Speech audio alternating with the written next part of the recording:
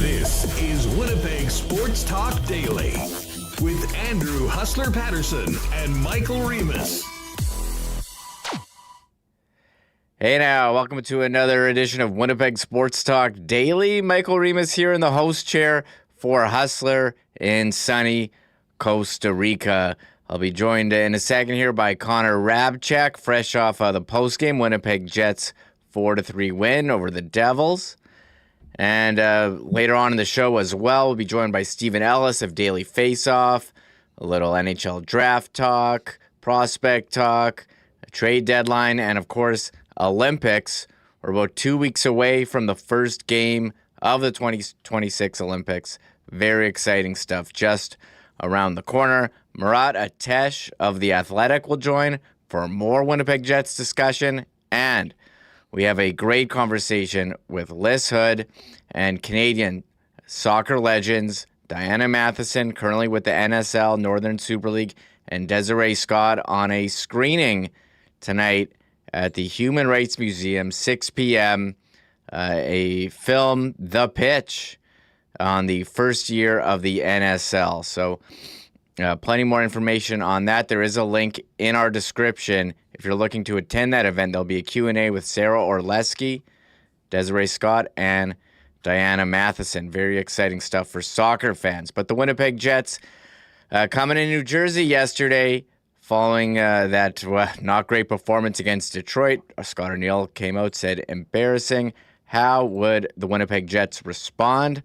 Wasn't perfect, but they got the 2 points, and that's what they need if they want to have any shot here at the playoffs in the second half of the season.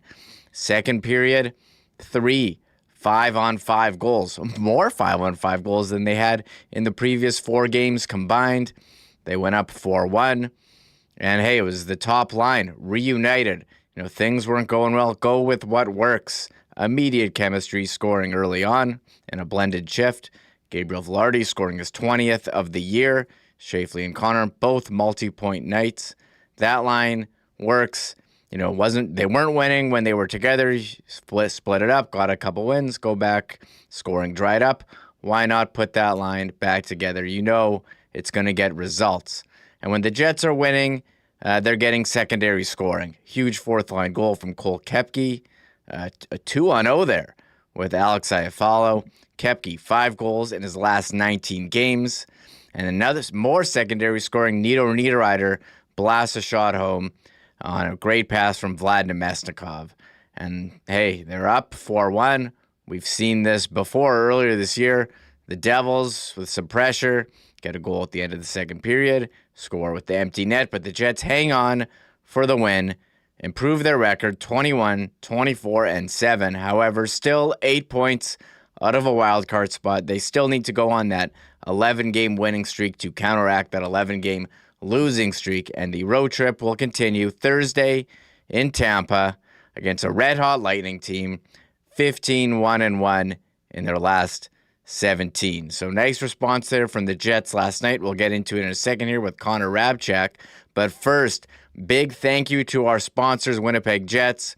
Hey, WST night, February 4th, the last game before the break against the Montreal Canadiens. WinnipegJets.com/WST for tickets. Uptown Alley, when it's this cold out, check out Uptown Alley for some bowling, arcade games. Very awesome facility. Rollies Transfer, St. Vital Dental, Canadian Club, Princess Auto, Chud's Power Sports, Manitoba Battery, Clean Line, Little Brown Jug, Boston Pizza, Royal Sports, and Coolbet. Some great bonuses that we talked about for reload bonus for the big game. All right, let's bring him in. He's ready here in the bullpen. Connor Hrabchak, WST Jets reporter, WST postgame, WST Sunday Live. Connor, what's going on? Doing well, Remis. Doing well. I enjoyed that game last night. I think from an entertainment value perspective, Lyss and I were saying, the last couple of games for the Winnipeg Jets, low event, not much happening. The mistakes, there weren't many mistakes on either side. I like the chaotic hockey. The fact that the Jets scored 2 rush goals off of terrible line changes from the Devils. I don't know. I like that kind of hockey. High event, lots happening, lots of chaos. And the Jets are able to walk away with a 4-3 win. And I even said it on the post game last night. I don't know if this is a win that inspires you to think that they're going to go into Tampa Bay, into Dallas, into Florida on the rest of this road trip and win those games. But it was a win. This team needed the 2 points, and they went out and got it against what I'd call a dysfunctional Devils team.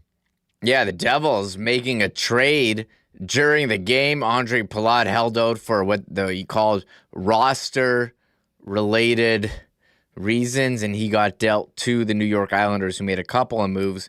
The other one picking up depth defenseman Carson Soucy earlier in the day. So, Connor, we've talked so much about the top line. Should you play them together? Should you break them up? I think with the lack of scoring that we had seen leading into that game, and Alex Iafallo had the giveaway leading to the first goal by New Jersey. Seemed like a good time to put these guys together. And the 2 Jets jersey games, one here, one there last night, both resulting in 4-3 wins for the Jets. Yeah, and Nemesnikov misses the wide open net for the empty netter at the end of the game. I said, hey, he purposely missed it to get the Jets a 1-goal win. What a soldier. No, but looking at that top line, Remis, I'm with you. I mean, when things weren't going well earlier, a lot of what was happening was the Jets were losing 3-2, 4-2, and the top line would have 2 goals. And it was just nothing else was happening up and down the lineup. That was kind of the argument for breaking up the top line. But as of late, the top line wasn't even really going nuts with Alex Iafallo on it. And the secondary scoring wasn't really there. The Jets got a double minor against St. Louis, scored 2 goals there. Outside of that, weren't scoring much really at all at 5-on-5. So it's interesting too. The first goal of the game wasn't even the top line didn't start the game together. It was just an early change from Iafallo that got Valardi out there. And then as Paul Edmonds on the radio put it, bingo, bango, bongo in the back of the net. And that was the top line. It was just a glimpse. They just hopped onto the ice and immediately score a rush goal. So I didn't hate it. The Winnipeg Jets have had issues scoring as of late. We know when that line's together, they don't have issues scoring. And they went out and scored later on. Valardi gets his 20th of the season. And I don't know about you, Remis, but I thought Valardi was the best Jet last night. And it's kind of interesting that he goes down to the second line. Second line looks a lot better. Maybe the best second line the Jets have had all season long with Perfetti, Taves, and Valardi. Then he immediately goes back up to the top line, and the top line looks better. It's like, is Gabriel Valardi the fixer now? He just, whatever line you put him on, they're going to start producing offensively. First year of a long extension for him, and he's been awesome this year. He's on pace for over 30 goals, over 70 points. And wherever you put Gabe Valardi, he's going to produce power play impact as well. So I came away from that game very impressed with Gabe Valardi, that he can produce kind of anywhere what's happening right now. And then he goes back up to the top line, and immediately we see that pay dividends for the team. Yeah, you look at Velarde's numbers this year, 20 goals, 4th straight year of 20, 26 assists, 46 points. In the goal last night, Valardi, you think of him as a guy who's banging away in front of the net, making nice moves on the power play, but he's got a shot, and he used that yesterday to beat Jake Allen from a bit of distance off a really nice feed. I mean, the chemistry between Scheifele, Connor, Valardi, exceptional. And you saw that, a minute 30 in, Scheifele getting on the board and hadn't scored, gone a couple games without a point. And, those guys have been so consistent all year. They were certainly due. And Valardi, 46 points in 52 games. I'm going to knock on wood here because health has been a concern. He played a career-high 71 last year, recorded 61. He's well on his way, I think, to passing that total last year. And a career year, as you said, in the first year of a deal, which he said wanted people to look on saying, hey, that's a great contract. And it seems like early on it's looking like it for Valardi, who's only 26 right now, turning 27 in August. Yeah, for sure. And you don't often hear players say that, Remis. That's why it was so interesting for him to say, I hope fans look at this in 3 years and think, wow, that contract is an absolute steal. Usually as a player, you'd think like, oh, I should fire my agent if my contract is a steal in 3 years, right? But no, for Gabe Valardi, I mean, health has been such a big concern. Maybe that's why the price tag was a little bit lower than he thought and why he maybe hopes it ends up being a steal so that he can stay healthy and continue to post these career highs. But Valardi has produced at a pace the past number of years where if he just stayed healthy for a full 82 games, he would set career highs. And last year, it was no secret that when he set a career high in games played, it was also goals, assists, and points. And on track this year, like you said, knock on wood, if he's able to stay healthy again, same thing. He's going to set career highs in games played, goals, assists, points. Like he's producing more and more every single year. And to me, the most impressive part of his season, and I know the top line production has been awesome, but I feel like looking back on the year, once we get into kind of the offseason, looking back on Valardi's season, I'm going to remember that 10-game stretch where he went down to the second line and Perfetti and Taves looked like different players because Gabe Valardi was there and they were producing offensively, as opposed to the brilliance we know that the top line has off the rush, creating offense, all of those things. But Valardi going down to another line, staying productive, being as good as he is on the power play, and then going back up to the top line and fixing their offensive struggles as well. Like, I've been very impressed with him so far this season, Remis. And last night was one of his better games of the season, I thought. An assist and that sweet goal for his 20th of the year that you brought up. One other player who's been really impressive lately, Cole Keptky, 5 goals in his last 19 games. And I think on a team that doesn't have a lot of speed, he certainly brings that on the fourth line, and you saw that yesterday, and you've seen that.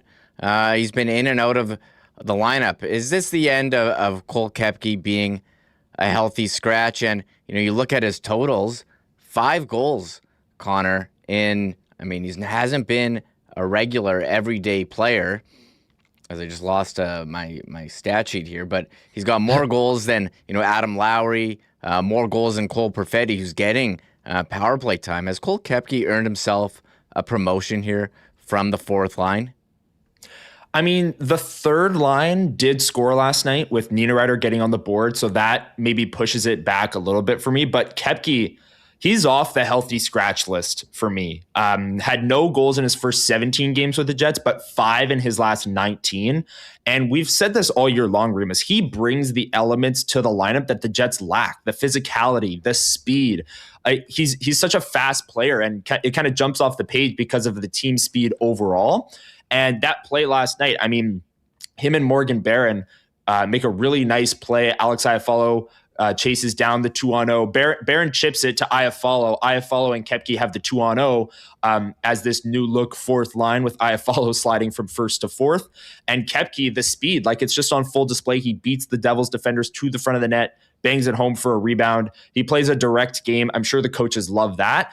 And then what else do you want your fourth liners to do? You want them to be effective penalty killers as well. And all of those elements that he brings to his game, I think, do help what he can do on the penalty kill. The speed, of course, but I think he's got a great stick. He's a willing shot blocker, all of those things. So of all the offseason signings, maybe through the first 17 games when Keptky didn't score, you were thinking, oh, maybe this is just, an edge of the lineup, healthy scratch, tweener type of player. To me, as of late, with how he's playing, he's off the healthy scratch list, and maybe even give him some time with Adam Lowry and see how that goes. I've been impressed with him for sure.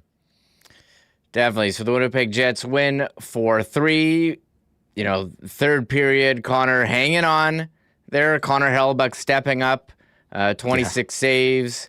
Career win, 335, passing Cam Ward, 27th all time. Wow. And he's just signed that massive contract. Imagine where he's going to end up when it's all said and done. So the road trip continues, as I mentioned, Tampa Bay Thursday. Big test. Let's hear from head coach Scott Arneil after the game last night. More than anything, it's the 2 points that we needed badly. So, thought in the first period, we were kind of turning pucks over, not playing very fast, weren't getting through the neutral zone, and Jersey was hard on us, but thought our second period was the exact opposite. We played a lot quicker. We got out of our end. 1-2 passes, we were gone, and obviously we got some odd mans off it. Did a better job of forcing Jersey to go back to their goal line to get pucks, and our forecheck got working. So we got out in front of them. Certainly the third period, we knew the push was coming, and at the end of the day, that was a big 2 points for us. Made it the right time to put Gabe back up, and obviously the blended shift goal in the first. Yeah, obviously I wasn't real big on the our first period by sort of everybody, and it just again, I know that line. I know when they're together, there's some chemistry, and we saw it on the first goal, and I really like Gabe's game tonight. I thought that he kind of gave us a spark with his work ethic, puck possession, and just sort of tinkered things around and give a little bit of a mix, and then it worked itself out. There's Scott Arneil, and shout out to the Winnipeg Free Press for sending Ken Weeb there asking the Big J questions. One more for Scott Arneil, just on getting a win. Let's go to this one, guys. Scott Arneil on getting that secondary scoring in this game. There's a lot of contributions from secondary guys. I know that our fourth line, that was a big goal. Obviously a speed play, and Cole and Barabent made a nice play to Al, and obviously the 2-on-0. I just Vladdy and Nino, doubling up on that 2-on-1 is great to see. So yeah, we need the secondary scoring. We've talked about all year long. We've gone through stretches where we haven't been getting it, and if you're going to win on the road, everybody's got to contribute, and that was kind of what we got tonight from everyone. And that's been the recipe in some of these Jets wins, Connor. Get contributions up and down the lineup, but just there's too many games where they're just a goal score short, and contribution from the third or fourth line or even the second line would go a long way. For sure. And I think those margins for the Winnipeg Jets this year, we've talked about how razor thin they are and how many different ways they've lost games. Well, I think the biggest piece of the pie has been lack of secondary scoring. And anytime you get secondary scoring from Niederreiter, like we saw last night, a guy that we're talking about potentially being a trade bait for this Winnipeg Jets team because he's under contract for this year and next year. The Jets in the position they're in, would a contender be interested in Niederreiter? Nemesnikov, I think they said on the broadcast last night, he's got 1 goal in his last 38 games. So he had the long goal drought, scored once, and is continuing kind of that long drought. And he had some great looks last night, but it's maybe the finishing that's been the issue, especially for that third line. So for them to chip in, get a goal, Cole Keptky as well. We just talked about him. And yeah, it's going to be interesting to see what the lines look like Thursday against the Tampa Bay Lightning, because Lyss and I were talking on the post game last night. I mean, Tampa Bay has Anthony Cirelli, Brandon Hagel. They're going to Team Canada for their two-way defensive abilities. They'll have last change. Do they keep the top line together? I'd think so, but I think that's a pretty easy matchup for John Cooper to just say, all right, Anthony Cirelli, go out against this one line, and we'll take our chances against everyone else. So we'll see what the Winnipeg Jets lineup looks like tomorrow when we get to the clean line lines. Yes, Winnipeg Jets off today, but I imagine they're going to stick with what they finish with for sure in this one, unless there's some crazy injury that happened during the off day they didn't announce. I just trying to think of whatever scenario there is. We mentioned the Winnipeg Jets road record coming in wasn't the best. Here's Scott Arneil on getting a road win. Yeah, you know what? Earlier on, we were not going so well. Big win in Minnesota a week and a half ago. Probably should have won in Chicago, but I like the fact that we started this road trip off. It's going to be a tough trip going into Tampa, Florida. Got Dallas at the end of it, so to get the first two, that's big, and hopefully that's momentum carries us through this trip.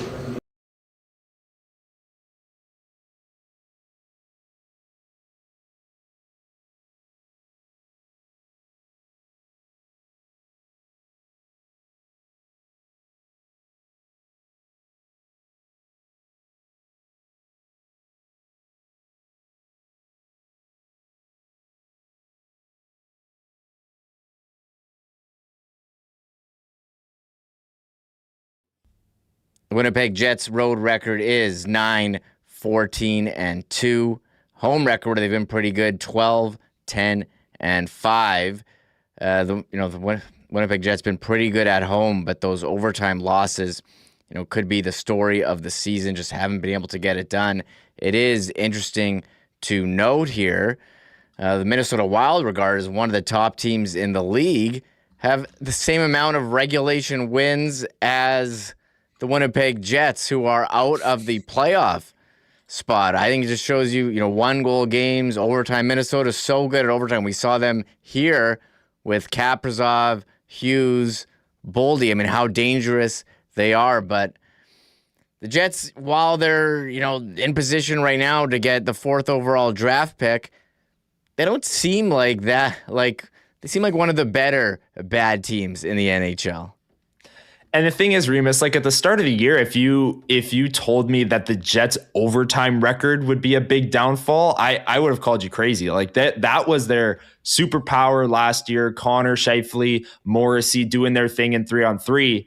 I just didn't think that that would be something that we'd look back on and say, wow, that's really going to cost them in the standings at the end of the season. And I think there's this overall sense, Remis, that even amongst the players and the tone I'm hearing from Scott Arneil and the players that Ken Wiebe was interviewing after the game last night, there's this sense of okay, 1 win is great, but unless you win all 4 of these games on this road trip, doesn't really mean much. And going into Tampa, going into Florida, going into Dallas for these last 3 games of this 4-game road trip is going to be a tall ask for this team. We said it on the postgame last night. This team can win games, absolutely, and the Devils, they had some pretty brutal line changes that the Jets were able to take advantage of. Hellebuyck still had to be great in the 3rd, but 1 win is awesome. But in order for it to mean something in the standings and actually make up ground, 1 win needs to turn into 5 wins heading into the Olympic break sort of thing. And that's just the position the Winnipeg Jets have put themselves in. Yeah, Mike McIntyre noting on X last night, the Winnipeg Jets 6-2-2 in their last 10 games. That's pretty good, Connor, winning 6 out of 10 plus 2 loser points. So that's basically 7 out of 10. So in that time, they went from tie for 31st in the NHL and 11 points out of a playoff spot to 29th in the NHL and 8 points out of a playoff spot. So they made up 3 points. So it's pretty hard to make up ground. 30 games left. And you look at last night, they get the win. They're chasing a number of teams. All those teams won as well. So they didn't, I don't want to say it was for nothing. They kept the same pace. They didn't fall further behind, but you also didn't make up any ground. Yeah, last night you look at the out-of-town scoreboard. The Mammoth go on the road and beat the Panthers. The Kings go on the road and beat the Red Wings. The Sharks beat the Canucks, and the Kraken beat the Capitals. Those are the 4 teams that the Winnipeg Jets are chasing. So they really made up next to no ground. They made up 1 point on both the Blackhawks and the Predators. Both of those teams went to the extra frame and lost. So those 2 teams each got 1 point. The Jets got 2.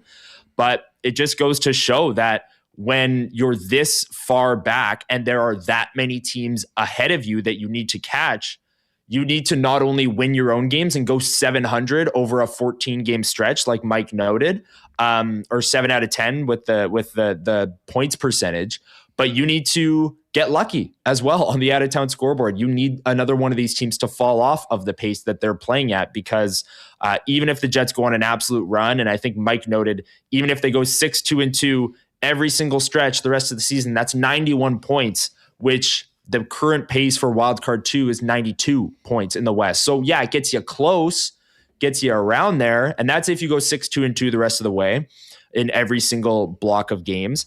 And at the end of that, say you do get in with 91 points. Well, how many points does Colorado have? That would be your first round opponent. So there's a lot of work that needs to be done here. And I think there's a general understanding, not only amongst the players and coaches, but amongst the fan base too, that 1 win is great. It needs to turn into 5 in a row, 10 in a row, 11 in a row, which, as unlikely as it is what the Winnipeg Jets are going to need to get maybe the top wild card and avoid Colorado in the first round, let alone make the playoffs. Here's our quick standings watch, Connor, as I have you doubled up there. That's fine. That's okay. I'll fix it after. The Winnipeg Jets here, they are 49 points ahead of them. Chicago, Nashville, Seattle, and LA.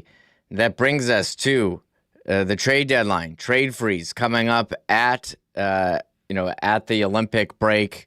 A lot of talk. What are the Winnipeg Jets going to do? We did see Darren Dreger on TSN yesterday, part of Insider Trading, talking about the Winnipeg Jets approach. Here's Darren Dreger from last night on TSN. Well, they're at a crossroads, to be fair, and directionally, it's still somewhat uncertain as to what the plan is for the Winnipeg Jets. Right now, their focus is on winning and not about what's being speculated around their team. They don't control the speculation. And is it a waste of time for General Manager Kevin Cheveldayoff to put out fires, spike speculation? What I can tell you is that if we're relating speculation to Seattle and Winnipeg, there's been no conversation between those two clubs about the potential availability of Shane Wright. Now, maybe that changes down the road. The focus for Winnipeg is on winning. But if they have to shift into a sell mode, then I would look at somebody like big defenseman Logan Stanley. He's an unrestricted free agent, end of the year. There has been no contract extension dialogue between Stanley, the Jets, and the agent involved. So he could be a piece that betters their position in the draft, but it's too early. So the Winnipeg Jets, Connor, focused on winning. I guess that's all you can do when you're in the league. I mean, you're trying to win all the time. Right. But as far as the trade deadline comes, I imagine the Jets will be looking towards, selling and getting, some draft picks back for their pending UFAs. And Logan Stanley, the name Darren Dreger mentions, haven't had any conversations on an extension. Is that a player they would look to deal? And also mentioned, which we talked about yesterday, no discussions between the Jets and Kraken on Shane Wright. Right, yes. So that's an interesting one for me because we've heard some other reports that the Jets are interested and maybe have had discussions, but doesn't look like that's the case. And then the Logan Stanley thing obviously is the biggest talking point seemingly every day, every week here on Winnipeg Sports Talk. Murat, who's going to be on the program later, actually had a great thread yesterday on X sharing his thoughts on all of the pending UFAs for the Winnipeg Jets. But it's interesting to hear that they're, yesterday we played a clip from the Ray and Dregs podcast, and Dreger was kind of, I'm not sure. I don't believe that they've had any contract discussions. This clip was they have not had any contract discussions. So looks like the Jets and Logan Stanley have not talked contract quite yet. The Olympic break is coming up. Is that a time where they will talk contract? We'll wait and see, but still absolutely noteworthy as we head into the break and kind of get to the short strokes here with the number of games left before the break. Holiday freeze, roster freeze, and then coming out of the break, the trade deadline, of course. Yes. The roster freeze, February 4, and runs 18 days. And it is time for everyone in the industry to put out their trade boards. And Chris Johnston's got his 5.0 version, and we're tracking on Winnipeg Jets on there. Luke Schenn, I think he's been as high as 6th. He's 8th now, moving down a couple spots. I think that's a case of more guys moving up, with the Rangers announcing they're going to sell Artemi Panarin. He's number 1 on that list. And Evander Kane, he spoke to reporters, and we've heard reports that his agent is looking to facilitate a trade. So here's the names at the top. There's Luke Schenn, number 8. Logan Stanley was not on the most recent edition after starting off in the 20s. He's back on at number 15. And one player who's been hovering around the bottom, whose agent also was given permission to seek out a trade, Brad Lambert of the Winnipeg Jets, or Manitoba Moose now, who did score a big goal on the weekend over Grand Rapids. I wonder if anything's going to happen there. But your thoughts on the number of Winnipeg Jets on Chris Johnston's latest trade board? Yeah, I mean, it's funny to me. I feel like when trade boards first started being a thing, like article-wise, maybe you'd see like 1.0, 2.0, 3.0, and we're at like 5.0 before the holiday break here. Like, I just feel like there are more and more. It's getting updated more and more across the league, which I don't hate. Logan Stanley is an interesting one, and obviously the biggest one, right? And you mentioned it. He was in like the mid-20s, then he went down a little bit, and now he's all the way back up to 15. I wonder if that's a case of what we're hearing from Darren Dreger, that the Winnipeg Jets and Logan Stanley haven't talked contract yet, and that maybe bumps him up the board a little bit. Luke Schenn, I'm not going to read too much into where he sits on the trade board. I think he's going to get traded, whether he's number 1 on the trade bait board or number 8 like he is today. Pending UFA, clearly, it's been floated out there by Pagnotta and other insiders that Schenn, is looking for a deal and looking to maybe play on a contender, maybe even play with his brother. So I have no doubt that Schenn will be moved, but Stanley's the one that I'm kind of reading into the tea leaves of where is he ranking on the list. Went down a little bit. Maybe that was in the middle of his scoring surge, maybe because they thought the Jets might want to hold on to this player. Now with the news about the contract and the lack of talks between the two camps, I wonder if that's what pushed Stanley back up the board. And it's something we'll have to continue to monitor here on Winnipeg Stan Talk. Winnipeg yes, that's something we'll be focused on for sure. Logan Stanley, look, in a year where the Jets don't have a ton of high-value players to trade, you're not going to get something like they got for Andrew Kopp. And last year they gave up, a second and a fourth for Schenn. I don't think they're going to get that back. So we'll have to see what the Winnipeg Jets get in return at the deadline, or if they make any additions, make any trades. So something to follow here as the season goes on. Winnipeg Jets winning last night against New Jersey. But a lot of talk about the draft and the Jets prospects. I'm going to be joined in a second by Stephen Ellis of Daily Faceoff to touch on that. But first, here's Huss.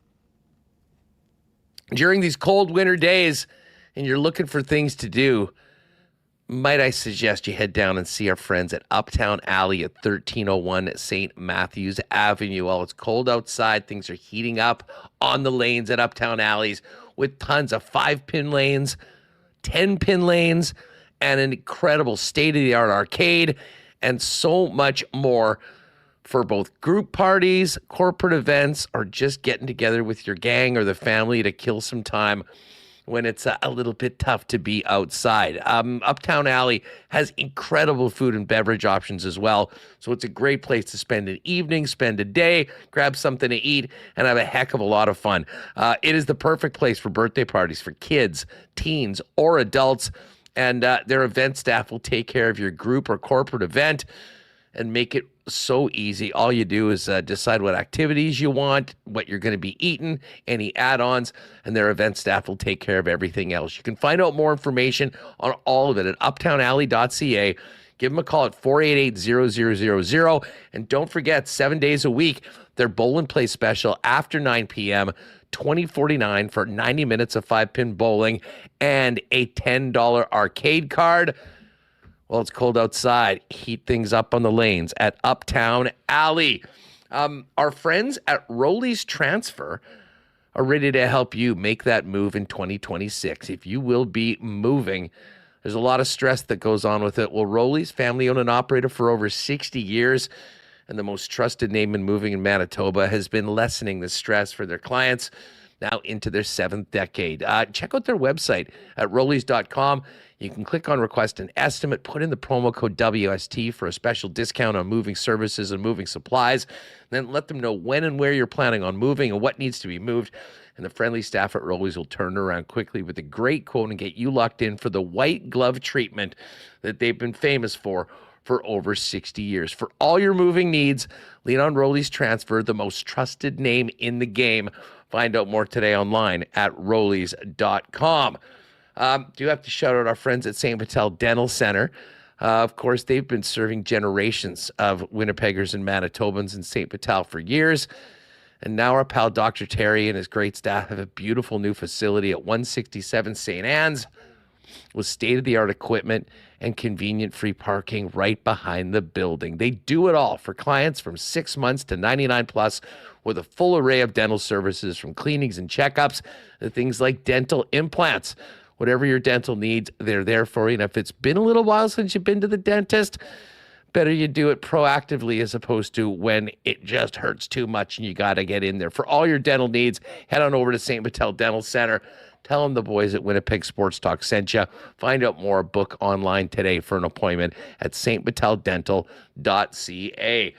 And hey, football season feels like it's not just around the corner, but the snow's going to melt. We'll be back at Princess Auto Stadium cheersing each other with Canadian Club, the official Canadian whiskey and official spirit of the Winnipeg Blue Bombers. But while you might be staying at home a little bit more these days, pop by your local Manitoba liquor marts and get Canada's iconic Canadian whiskey, the good stuff, since 1848 at your local Manitoba liquor marts. And when you're at your local beer store, make sure to keep your eyes out for remaining stock of the amazing limited edition Canadian Club Cranberry Ginger Ale, which was such a big hit over the holiday season. Available in 4-packs and 473 milliliter singles at Liquor Mart locations and your local beer stores as well.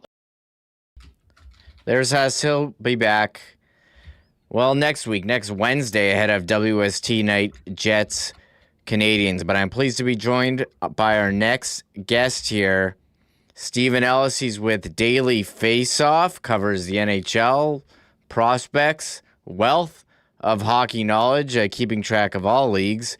But Stephen was just at the World Juniors in Minnesota. Stephen, how have things been in the month or so since the World Juniors?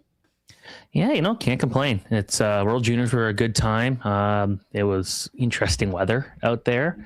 Not a ton of fans, but overall the hockey was great. The experience of being in Minnesota was really fun. And so I was very happy to get back in my own bed after the nice flight delays we had on the day of. I was really sick at the end of the tournament, so having to sit in an airport for 6 extra hours than I was expecting was not ideal. Didn't feel so great. Yes, nothing like your own bed. Well, just looking back at the tournament, Stephen, was there anything that you learned, or did it just confirm prior beliefs about any players that you were observing at the tournament? It was good to see that Michael Hage can come out and dominate the way he did physically and offensively for Canada. This is a guy that early on, Hockey Canada it felt like they had a grudge against him because they didn't bring him to the U17s. He was available for the U18s. They didn't have him there. And it wasn't like he was a late bloomer. This guy was near the top of his draft class for a very long time in his own age group. So it was good to see him get that final chance at the World Juniors and then play so well as he did. And also really fun, the fact that it didn't feel like there were a ton of games that were just brutally bad, just terrible hockey. And sure, you had the 8-0 Finland over Latvia game, but Latvia just really struggled with the back-to-backs because they actually played some pretty solid hockey overall. But it was good to see that the teams at the bottom are just better than they used to be. I remember the time where it was Canada would play Latvia, beat them 50-0, Kazakhstan 60-0. Anything lower than 10 goals was whoa, okay, that's a surprise. But now the lower teams are just better than they are. And that's good because when Russia got kicked out of the tournament, I don't think anyone expected that to happen. So I'd say overall, solid hockey tournament. Yeah, can't complain. Although I know the one food that everyone really wants to try out there when you go to Minnesota is a Juicy Lucy, a type of burger of cheese inside. Yes. Completely forgot to even try one. I had one of those. I went to some bar in Chicago, made sure that I was getting one. Great, yeah, great. But just looking at the World Juniors from a Jets perspective, prospects Sasha Boumediene, Alphonse Frey winning gold with Sweden. What did you see from them specifically in this year's tournament? I thought both of them were really good. I think Boumediene still a bit of a work in progress in his overall game. Feels like he takes a lot of shots that miss the net and can be a bit questionable in his own zone, but I do like his game overall, and he typically looks good internationally for Sweden outside of maybe the Helenka Gretzky tournament last year where he was invisible, but then you saw what he did at the U18s and he was outstanding. So happy to see kind of his game. Still think we're talking about maybe a third pairing defenseman, but one who plays with a lot of confidence. He's also the least Swedish guy I've ever seen or ever talked to. He's the most Ohio sounding guy because he's from Columbus, of course. But then you go out there and you look at Alphonse Frey, who for early in the tournament, I thought he was Sweden's best defenseman. And I'd say, Leo Saline Wallenius eventually took that job over there. But with Alphonse Frey, he was never expected to be that number one. And I thought he looked really good overall. So strong tournament for him. I think Jets fans should be happy about him. Probably tops out maybe as a second pairing defenseman, maybe safer as a third pairing defenseman, but that's fine because I think they're still pretty impactful players regardless. We'll be following along as the season moves on. And I did see, Stephen, you've got your 2026 mock draft out, and I had to double check that it was accurate. The Jets currently in the spot to select fourth, which a surprise based on their preseason expectations. Well, I'll start with number one before we get to the Jets. You have Ivan Stenberg at number one. How tough a decision was that for you? Yeah, it's difficult. I think with Stenberg, you see the pure just overall dominance with the puck and the numbers he's putting up against men in the Swedish Hockey League. That's a really tough league to produce in, and he's putting up around a point per game, something that we've never seen at this level before. Not with the Sedins, not with Lucas Raymond, Zetterberg, you name it. Like this is a guy that's just out there having an outstanding season. He's an older prospect. He is a 2007 born prospect, born just after the cutoff last year. So he's not a true rookie, I should say, in the SHL, but neither is Gavin McKenna in the college, because he's also just turned 18 years old during right before the World Juniors. And with him, it's an interesting one because his game away from the puck isn't great, but I will still point out that the team he's playing with does not give him a lot of support. Yes, Penn State winning games, sure, but they're winning games 4-3 that they probably should win like 6-1. Like, that's the thing. They're winning games, but they're beating up on teams that have no future NHL players. Teams like Long Island and Stonehill. Like, these teams are the ones they should be rolling over, and they're not. So I got to give McKenna a lot of credit there. I think it's really tight here. I think McKenna is definitely the smarter, more skilled prospect, but who's the guy that's going to be more impactful every single shift? I think it's Ivar Stenberg. And I think that's what a lot of the scouts are leaning towards right now. Yes, and that's something we'll be following towards June, and we're following the Jets draft position. I'm on Tankathon.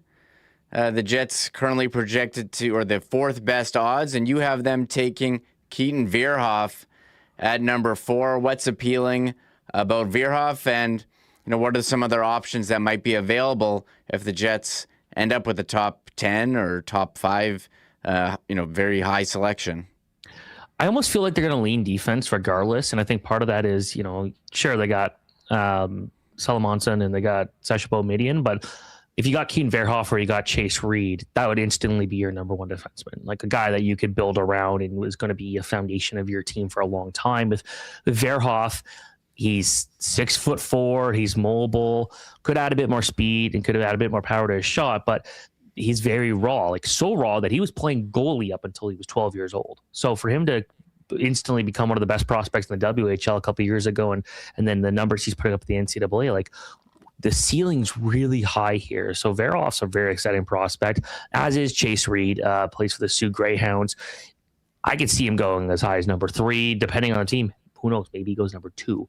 This is a guy that is so good at slowing things down when he needs to. He's got a great shot. We actually saw him take over for Cole Hudson as that number 1 defenseman at the World Juniors after Hudson got injured, taking a puck to the head.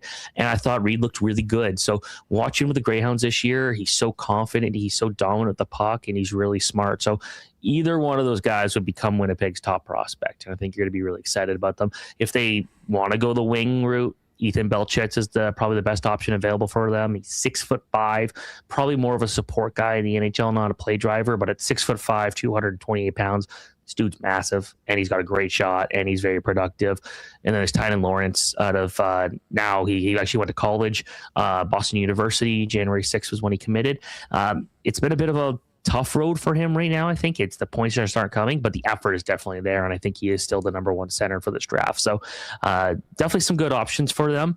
Is this as dominant as a draft as I think some people were hoping it'd be at the beginning of the season? No, not at all. But I still think you're going to get a lot of value in the top 5.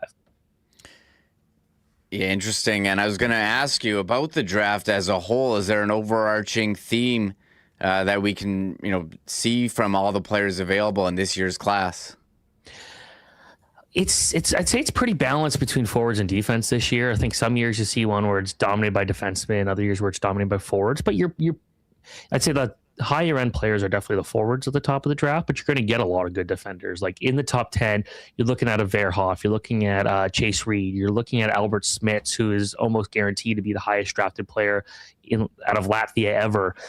Carson Carl's been very good in the WHL this year. Daxon Rudolph's been fantastic in Prince Albert. That's a team that's probably going to go challenge for the WHL championship. And then there's Ryan Lynn, if you want to, he's not Lane Hudson, but there's a lot of traits that make him very similar to Lane Hudson. So a ton of really good defensemen in this draft class, but then you got a lot of forwards. It's kind of interesting, though. Not a ton of centers. Where a guy like Viggo Bjork, who smaller center, I think he's 5'11", maybe not the most defensively responsible, could go in the top 10 because there's just not a lot of center depth. And if you need a center, why not bet on probably the most skilled of them all? So, I'd say people are calling this a below average draft. I think that's completely incorrect. I think it's maybe just an average draft. So you do your rankings. We're January 28th. They came out a couple days ago at Daily Faceoff. I mean, how much can really change between now and June, and what could really push someone over, to go up or down in a huge way? See, like at this point, you're looking for players that can really shine in the playoffs. In the CHL playoffs, they begin, I think end of February, so it's not too far from here. And that's something where you'll see guys really rise up the ranks. Like Bryce Pickford is an interesting guy. Where last year he had a pretty solid season, passed over in the HL draft. But then he had like a goal per game in the playoffs as a defenseman, and now he's on track for 50 goals in the WHL, again, as a blue liner. A guy like that having a great second half is very important. Another one is Easton Cowan in Toronto. Probably not even a top 75 prospect at the halfway point of his draft year when the draft was in Montreal. So, 22? I'm losing count at this point. And then he ended up just having a either way, he was drafted somewhere. But Toronto picked him, and they saw what his potential was in the playoffs, and he looked really, really good in the playoffs. And then he thrust himself into being Toronto's top prospect. So you're looking for guys who can go out there and shine when the games really start to matter. And then the U18 World Championship in April and early May, that's also another opportunity for players to really show what they're capable of. You see guys won't typically fall too far in the draft if they have maybe a rough tournament, but can really help themselves in that tournament. And I think when it goes to Slovakia, there's going to be a lot of eyes on specifically Canadian players. It'll be interesting to see what that team looks like. We'll keep our eyes tuned to Daily Faceoff, Stephen, for all your latest writings there. Looking at the NHL, the Winnipeg Jets, they're 49 points, wild card spot 57, 8 points out from San Jose, and you did your top 5 sellers, and the Winnipeg Jets are number 5 on your list. How do you think they should approach this year's trade deadline? You never really want to give up, but I almost feel like at this point, the thing about with them is they don't have a ton of high-end chips. Like you look at what the Rangers have, Artemi Panarin and Vincent Trocheck. Those are big names. Winnipeg's most impactful trade chip might be Logan Stanley. And that's not exactly a guy that's going to bring in the world's most exciting return. But you can go out there and trade off some of those assets, like a Stanley, like a Luke Shen, maybe trade Jonathan Toews to a contender. You give Gus Nyquist a chance to maybe try and play some hockey, because I don't know what he's doing this year. It's not playing competitive hockey, it seems like. But you can go out there and you could probably just get a couple draft picks out of it and maybe use those draft picks to either acquire someone for next season, do something at the draft. But just at this point, just accept the fact that this team's probably going to get a good draft pick and get really excited about that, because you need a guy that could go out there. Like if you could land a Gavin McKenna out of this year, you want to do that. And I think that would really change the team. So I think this year's just almost like they're still have a chance at making the playoffs, but I feel like it's just better they just don't. Just focus on next year, kind of retool a bit, trade some of those veterans away, and just go out there and try and get what you can, and then focus on next season. So that's what I would do if I were the Winnipeg Jets. Yeah, playoff, they have a very small percentage chance, but you mentioned, don't have a ton of high-end prospects. Maybe it would be very beneficial to get someone who would automatically go to number 1. You're not out of it till you're out of it. We'll see how it plays out for them. The team you have at number 1, the Rangers, they put out the letter saying, hey, we're looking forward to a retail. Are they going to get a big haul for some of these players like Artemi Panarin? How do you think it's going to go for the Rangers? It's hard to win a trade when you're trading away a guy like Panarin. And I think the thing that also makes him interesting is that he is a pending UFA. So he doesn't have to commit to anything. And if he had a contract in place, I bet you get a better deal. But when if he is just going to be a rental, you're not going to get a massive return. But that could be very interesting because, which team throws a bunch of assets at a guy who can be a true difference maker, could be a high output player, knowing he's not going to be around for or potential that he might not be around for too long. So that's interesting. We know Vegas is never afraid of trading for a big name. They'll always say, yeah, we'll acquire you and we'll try to make it so you can sign. Be interesting. Like, is Minnesota, would they go and try and get a guy like Panarin, maybe get him up there of Kaprizov? They know each other well and things like that. And so that'll be interesting. I guess the one name that would be also very interesting is Alexis Lafreniere. Like, what happens with him is he needs a fresh start. That's no doubt about it. Him and both Shane Wright and Seattle, I think, just need to go and play somewhere different. It feels like in Laf's case, the hope that he was going to become a high-end player just isn't going to happen. And I'll look back at his draft year in particular, and because the end of his season was impacted due to COVID, and then he goes straight from not playing any competitive hockey for like 8 months right into the NHL. So he had to do something that very few players have ever had to do, kind of as the top prospects, because even in the offseason, for some guys who get knocked out early, you see guys that are going out there and still playing stuff in the summer, but that just wasn't happening in 2020. So I feel like his progression was just lost from the get-go. Maybe somewhere we could just start fresh, okay, you got this new contract, let's see what happens. I think it'd actually be really good for him, both like mentally and just on the playing side. So I do like him. I do think he's a good player, but I don't know if it's going to work in New York anymore. Yeah, something to watch for. And is there a team that you've got your eye on that could make it be a surprise at the deadline, making a big splash, one way or another, as buyer or even a seller? Seattle's definitely one, because I think they've got a lot of assets, but they're at that point right now where they can really push themselves into the playoffs still. And they're getting good goaltending from Philip Grubauer for the most part, which no one saw coming. So that's really good for them. And then if they could trade a guy like Shane Wright and get someone, maybe like a Vinny Trocheck, maybe like a Lafreniere, who knows? Like, there's a bunch of players that can go out there and maybe get in a package deal involving Shane Wright. But then there's Toronto, which, the center of the hockey universe, as a lot of Leafs fans would say. But what is going on with this team? Like, they're a terrible group to watch right now. They're far out of the playoffs. Do they sell? Are they going to get much for their assets? I don't know. That's a good question here. I think in general, the offseason last year was not what the team needed, and they've had some injuries. They've had to deal with a lot of injuries this year, but that's no different than a lot of other teams. I think the fact that their two main goalies have rarely remained healthy at the same time hasn't helped for sure. But that's a team where I'm looking at. It's like, what direction do you take at this point? I don't think they know. Yeah, I feel like the Leafs and the Jets are in kind of similar situations here. Teams that, have been in the playoffs for the last couple of years. You lose a big player to free agency like Marner and Ehlers, and now all of a sudden you're outside of the playoffs, rethinking your strategy.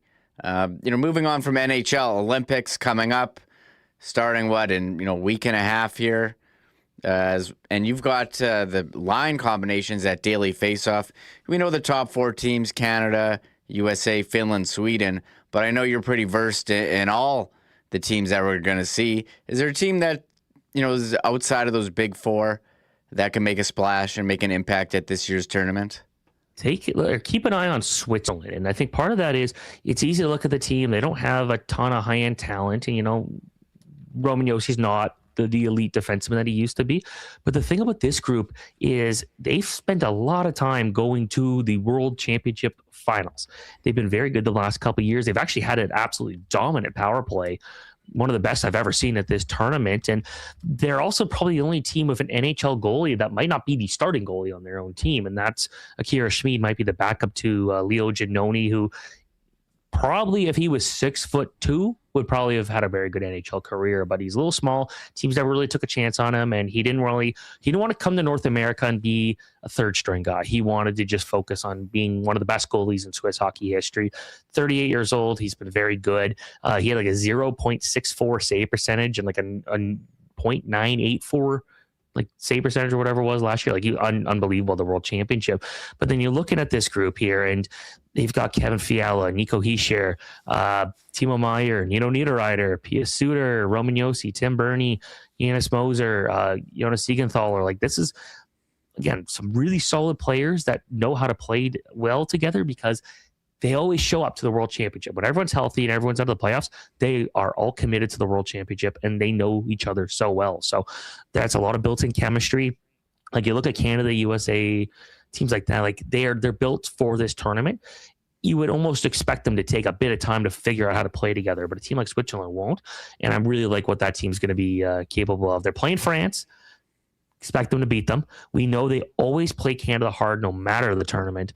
That game against Czechia is where things could get interesting, where I wouldn't be surprised if the Swiss beat them. So they were a goal away from winning the World Championship last year. I'm feeling good about this team at least being a contender, maybe more so than a team like Finland. Interesting. Yeah, Finland, you broke down the lines there. Not quite up there with Canada and U.S., and Sweden as well. Very strong team. Canada's in the group with Czechia, Switzerland, and France.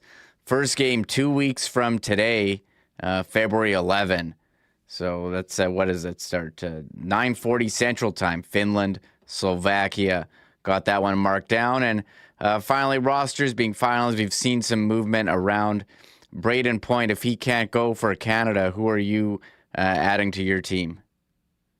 Oh, I haven't thought about that too much. I still would love to see what Connor Bedard could do in there, but obviously with Canada, it'll be over.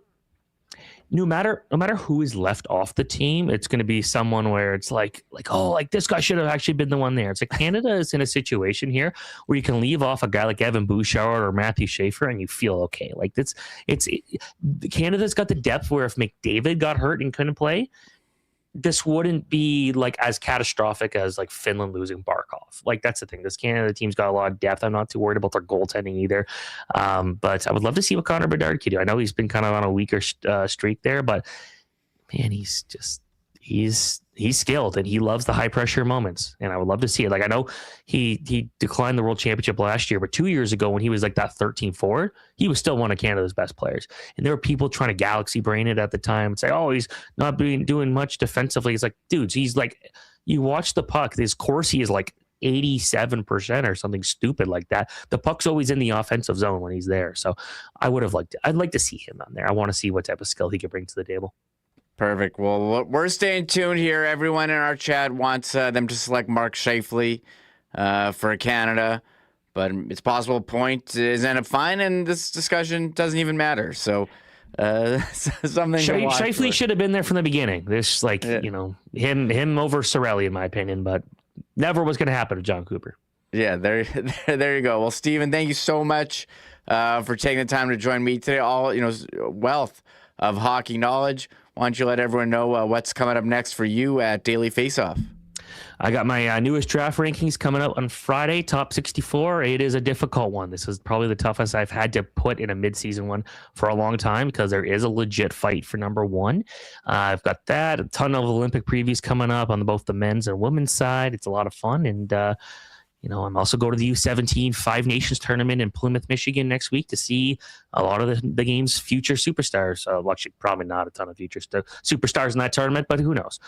So it's a good time for hockey. It's the international hockey break begins next week, so you're going to see a ton of U18, U20, U19, U16. Every single level of international hockey is going to be active. It's a fun time.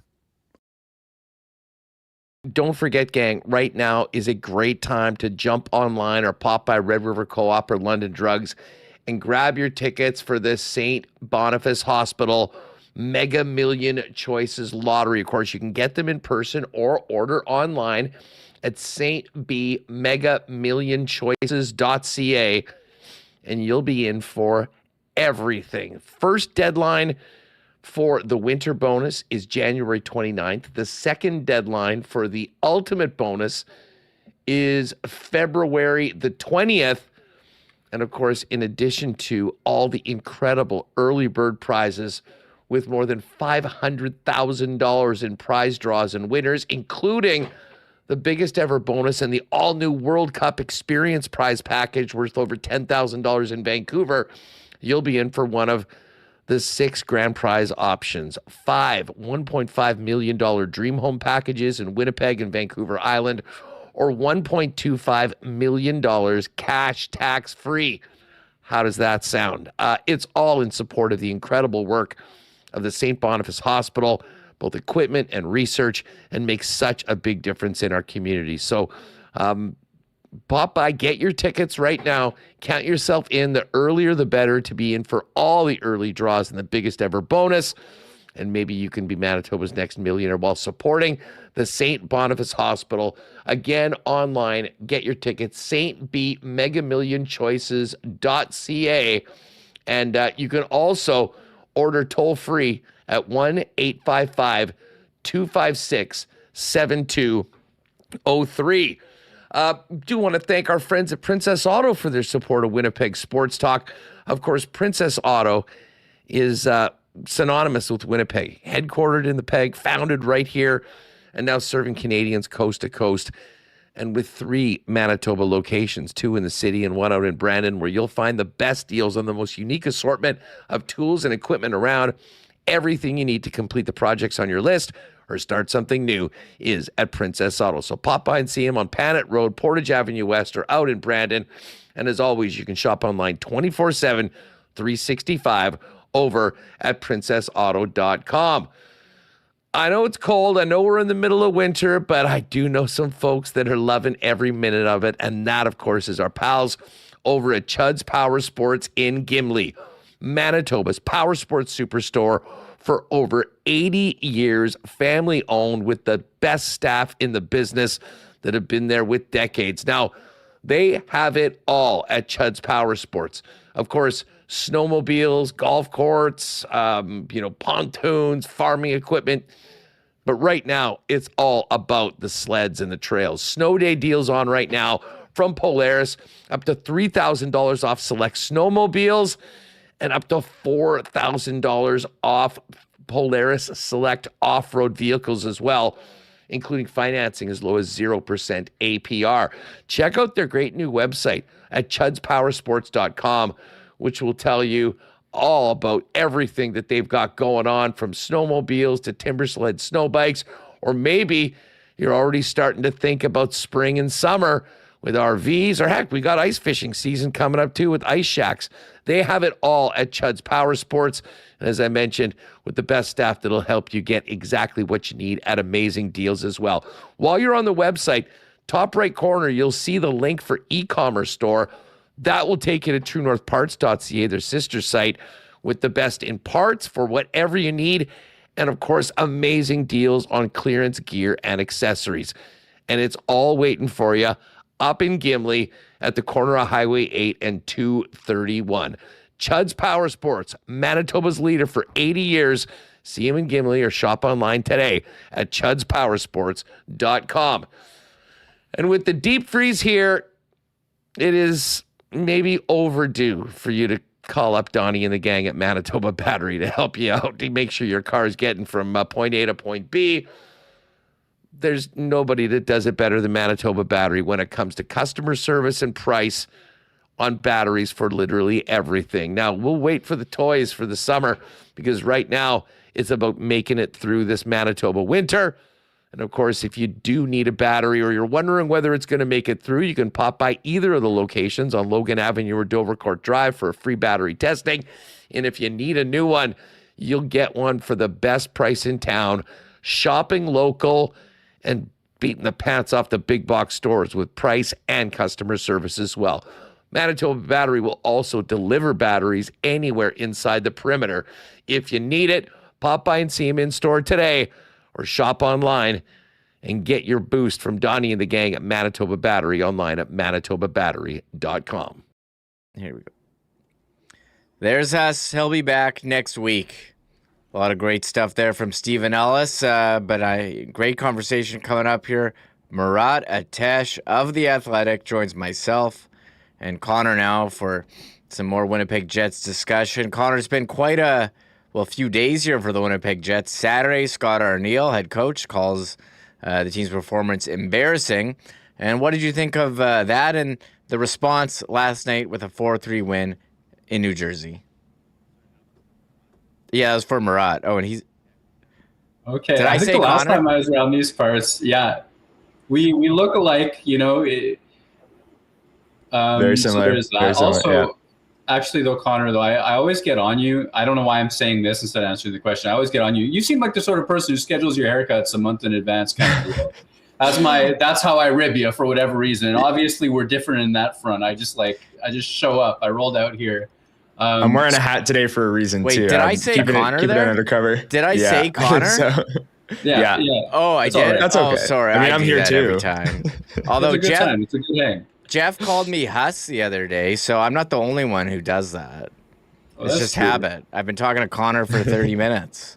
I almost called my daughter by my niece's name like the other day. So it can happen even in love. Just There you wait go. till you call your daughter your wife's name or vice versa. Right. Yeah, exactly. It Sure. happens. The names are just stored in the same drawer. You reach in, you get the name, and anyway. On the pushback, I guess that we'll call it, from last night, I came out of that first period kind of thinking that Winnipeg had continued to fall apart. I mean, great opening goal for them, but the absolute lack of dig in on the Devils' first goal scared me. I thought to myself, like, coming out of the Detroit complaints, Arneil goes off and everybody's got to dig in. And then the top line has that shift where they're in their own zone. IFL makes the giveaway. And then you just watch every single available Jets skater. They don't dig in, stop, start, change directions, the hard thing to do, but that might have given them a chance to get back into it. They turn, they coast. There's like such half-hearted response. And I get it, they were tired, but it wasn't the desperation you'd expect. So coming out of that into that intermission, and then they get the transition goal from the OG top line with Valardi back on it, take control of the game again and see it to a win. I thought that was impressive resilience because I thought, oh, geez, it's gone. I thought it was over, and they were able to right their ship. So credit to them for that. Murat, you mentioned the top line getting back together there. The first goal obviously was just kind of an early change from IFL. Valardi gets out there and right off the rush, they immediately make a really nice passing play and score. But from the second period on, they were actually together and Scott Arneil did reunite the top line. I know it's been a big discussion so far this season. Do you break up the top line? Do you keep them together? Do you think that was the right time to put them back together for the back 40 of that game? I think it was sensible because he got paid for it, even though it was just a line change, right? We've seen Arneil use other opportunities to get them a shift or two together. Maybe the line changes have been part of that, but also sometimes after an opponent's power play, he's run like sort of the all power original top line for like a shift. And that's the thing coaches do. So in this case, I like the idea because even though it was just a line change, like you say, Connor, they did score. There's momentum there. You don't have anything else necessarily going coming out of that first period. There's a reason and a trigger for that. In a big picture sense, I still think for a team that struggled as bad as Winnipeg has, it's a little bit like it's a huge miss not to know if Connor and Scheifele can drive their own lines, not to have any evidence whatsoever at this stage. But the in-game management of that, getting those guys together, getting that goal, and then you get secondary scoring from other guys that step up, that I think probably did play a role in that win. Yeah, we see when the Jets get that secondary scoring, they seem to win more often than not. And a guy who's been contributing on the fourth line, Cole Keptky, we mentioned at the start of the show, we had 5 goals in his last 19 games. He's been a healthy scratch, but has he earned more ice time than he's been getting there on the fourth line? I think so. He's a guy whose game I liked even when he wasn't scoring. And early on in the season, he had a couple of really good grade A chances, and he just didn't demonstrate that clinical Kyle Connor type finish on them. So he had kind of the Cole Keptky highlight reel where chances that he wasn't burying. And so I think that might have soured things a little bit. Like, hey, maybe he's not delivering what we hoped. I'm not sure if that's why his minutes went where they did and why he came out of the lineup at times.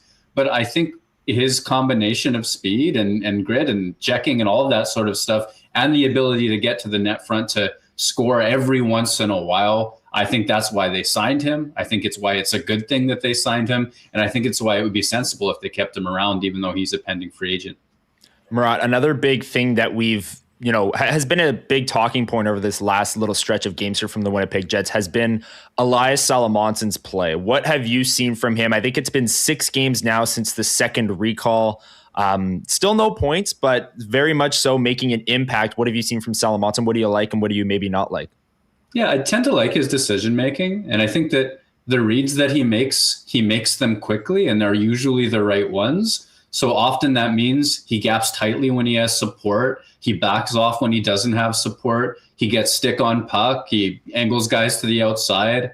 I don't think we're seeing him jump into the play with even the aggression of one Logan Stanley, let's say, at this stage. I think he's got that in his toolkit, and we're not seeing it.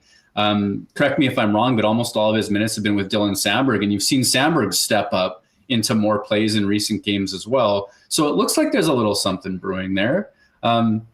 Overall, long term, I think Salomonsson wants to get to a point where he has more confidence. He's jumping into plays. He's being a little bit more dynamic in the offensive zone because I think it's there for him. So far, so good, though, in terms of playing it mostly safe and partnering with a good defenseman. And I think that they've been good together.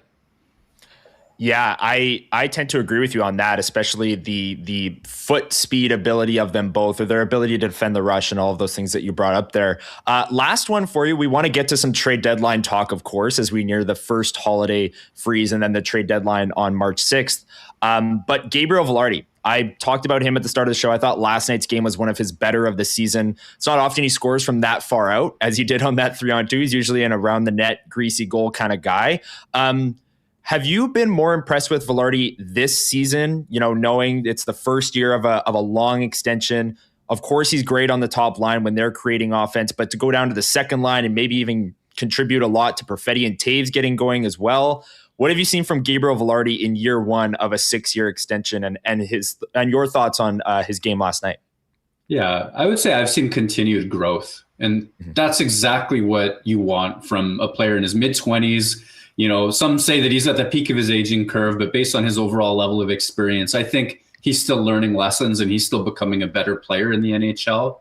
Last year, I think it was easy for a lot of us to say, well, hey, he's the third most important player on that top line. And he'd have these hot streaks where he'd knock pucks down on the forecheck. He'd protect pucks on the wall. He was amazing on the power play. And he'd have cold streaks as well, where he was very much a tertiary player on that top line.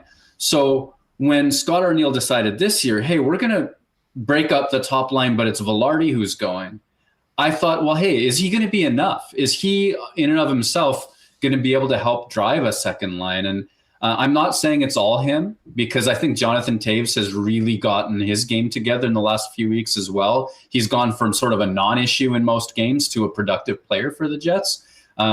But it clearly works. And I think that for us to look at Gabriel Valardi and say, hey, he doesn't need those top line guys to be a top 6 player who contributes, that's a step forward. And I think he's been more consistent throughout the year as well. So definitely happy with the season he's had.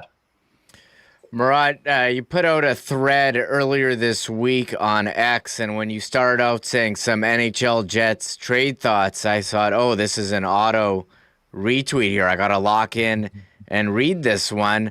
What led you to putting out, your point? What pushed you to saying, hey, every pending UFA on the Winnipeg Jets should be available at the trade deadline, as the team, Darren Dreger was on Insider Trading saying yesterday they're focused on winning. Yeah. It's, first of all, part of what made me make that thread at all is that I'm on pat leave right now. I'm not back until the Olympic break.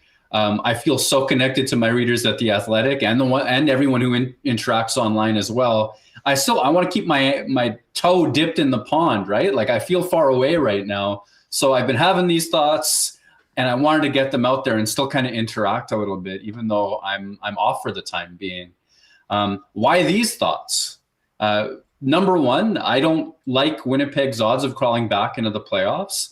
You've had me on your show in the past through December, up until this baby was born. I was saying, wait, hold off on the sale. Hold off. They're going to make absolutely sure until the Olympic break that whether they have a chance or not. And a lot of people said, well, they're not going to have a chance.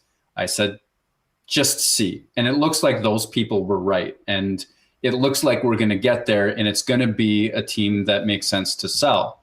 I think why Darren Dreger says they're still focused on winning is because that's true. And he has conversations with Kevin Cheveldayoff about that fact. The Jets probably won't go on a 4-game heater and make it 5, including last night's game heading into the Olympic break. they're probably not going to get to that moment and have a really good shot based on where they are in the standings. But the organization wants something from this season, and they're going to wait and see and make absolutely sure, not probably that they're out, but they're going to wait until that, I think, before changing course and evaluation. Assuming they get there, then all this everybody should be available stuff comes to life. And I think then coming out of the Olympic break could be really quite hectic as they read the room correctly, I think, and sell at that time. Yeah, only 5 games coming out of the break before the trade deadline. So it would be a very hectic, chaotic, and fast-moving week for the Jets if they do choose to sell. Some of the individual players on that list that you talked about, Murat, Toews, Stanley, the pending UFAs, you make a great point on the thread that, if Jonathan Toews is all in on the homecoming, maybe he won't want to be traded and maybe he won't want to go to a contender. Assuming that he does want to go to a contender, who do you think is Winnipeg's most valuable trade chip out of the pending UFAs? Yeah, if Jonathan Toews, in the conversations that they have, and they have this kind of dialogue, I think communication is the thing that they'll do with him well.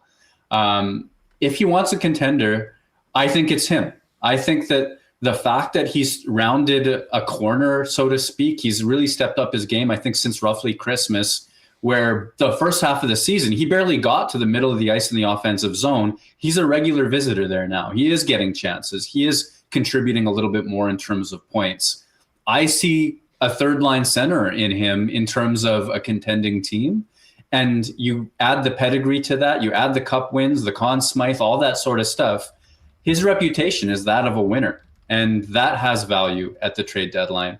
And maybe, give him his roses for that. At the same time, there's not a lot of competition in terms of elite trade chips, right? Like, this isn't last year where you'd have Nikolai Ehlers and you might be able to get a Brock Nelson type return for a guy like that if you rented him.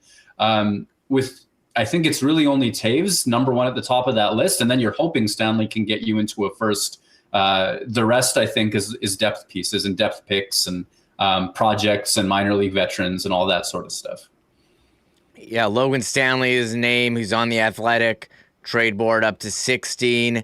And could the Jets get is he their best shot at a first-round pick coming back as they look to recoup that second-rounder they traded for Shen last year?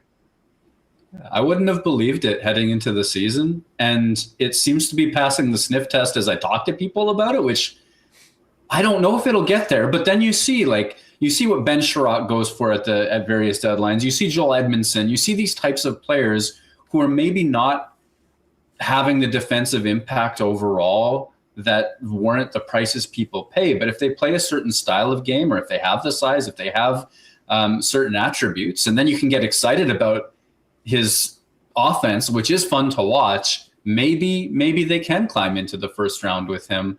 I'd be impressed, I think. But the truth is, I don't know. It was interesting to hear Darren Dreger say that there have been no contract extension talks to this point as well. So if you're kind of wondering what that price might be, I don't know that the Jets are lining up to overpay him to play on their third pair just yet.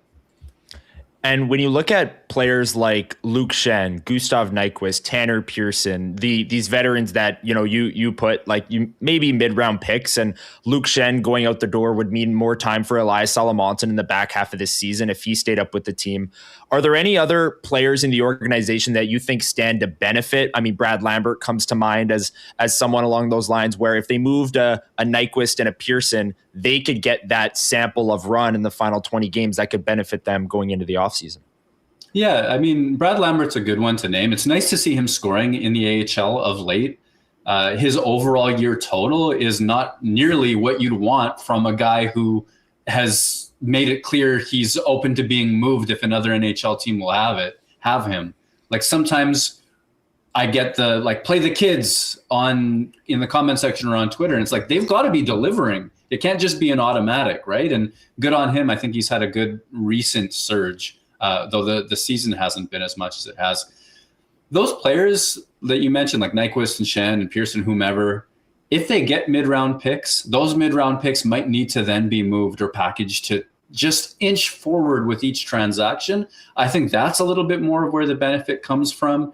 And then you've got to keep Salamonson up for the rest of this season. If that's the case, if there's a roster spot there, you've got to at least think of Lambert and Chibrikov and the next wave. And even if it's just a cup of coffee, you can still use it to let them feel, to let them know, to give them that feeling as human beings that they're part of an organization that values their development. Even if their performance says, hey, you got to send them back down, great, that's fine. I do think being included would mean a lot to some of the younger players. We've talked about a lot of the players who are free agents after this season, but there's a couple of players contributing now for the Jets, free agents after next season. Nino Niederreiter, Vlad Nemestikov, and Morgan Barron. What's the likelihood we see the Jets trade a player with a little bit of term on their contract? Yeah, it would be kind of antithetical to Winnipeg Jets decision-making because they like acquiring guys with term. If they make any deals, like alongside all these sales, if they add a player, which is possible, they'll probably look at players with a year or two left, thinking that they can help next year or the year beyond. And I'm not sure, based just on just the lack of offense this season, if Niederreiter and Nemestikov are really going to fetch a whole lot. So if they don't get the prices that they want for those guys, and then they're thinking, well, both of them bought in to Winnipeg very early on and extended and were parts of last year's successful team. And even before that, they may be inclined to keep those players thinking they can help next year's Jets. Yeah, I think for me, I'm guessing more likely than not, they keep both of those players, Barron included, because they're probably thinking next year is a competitive year as well. And I'm not expecting anybody to blow their doors off with a trade offer for those players. Yeah, and the thread on X there, you noted that, a lot of these moves need to be put with an emphasis or will be by the Winnipeg Jets management group on an emphasis on next year, because both they believe that they are, a strong foundation, let's say, Hellebuyck, Morrissey, Scheifele, Connor, and they're maybe treating this year as an aberration. Do you think that that's the wise play for the Winnipeg Jets, is to treat this year as a one-off and load up and make all these moves for next year and try and retool on the fly, as hard as that might be in the modern NHL? Yeah, I can't chart the course from here to elite. I got to be honest with you that. So that's the preface on all of this. Mm-hmm. But I do think that this is a very good version of an awful team, if that makes sense. Like, if you look at what you had the tweet from earlier today, looking at regulation wins, and were they tied with Minnesota? Is that right?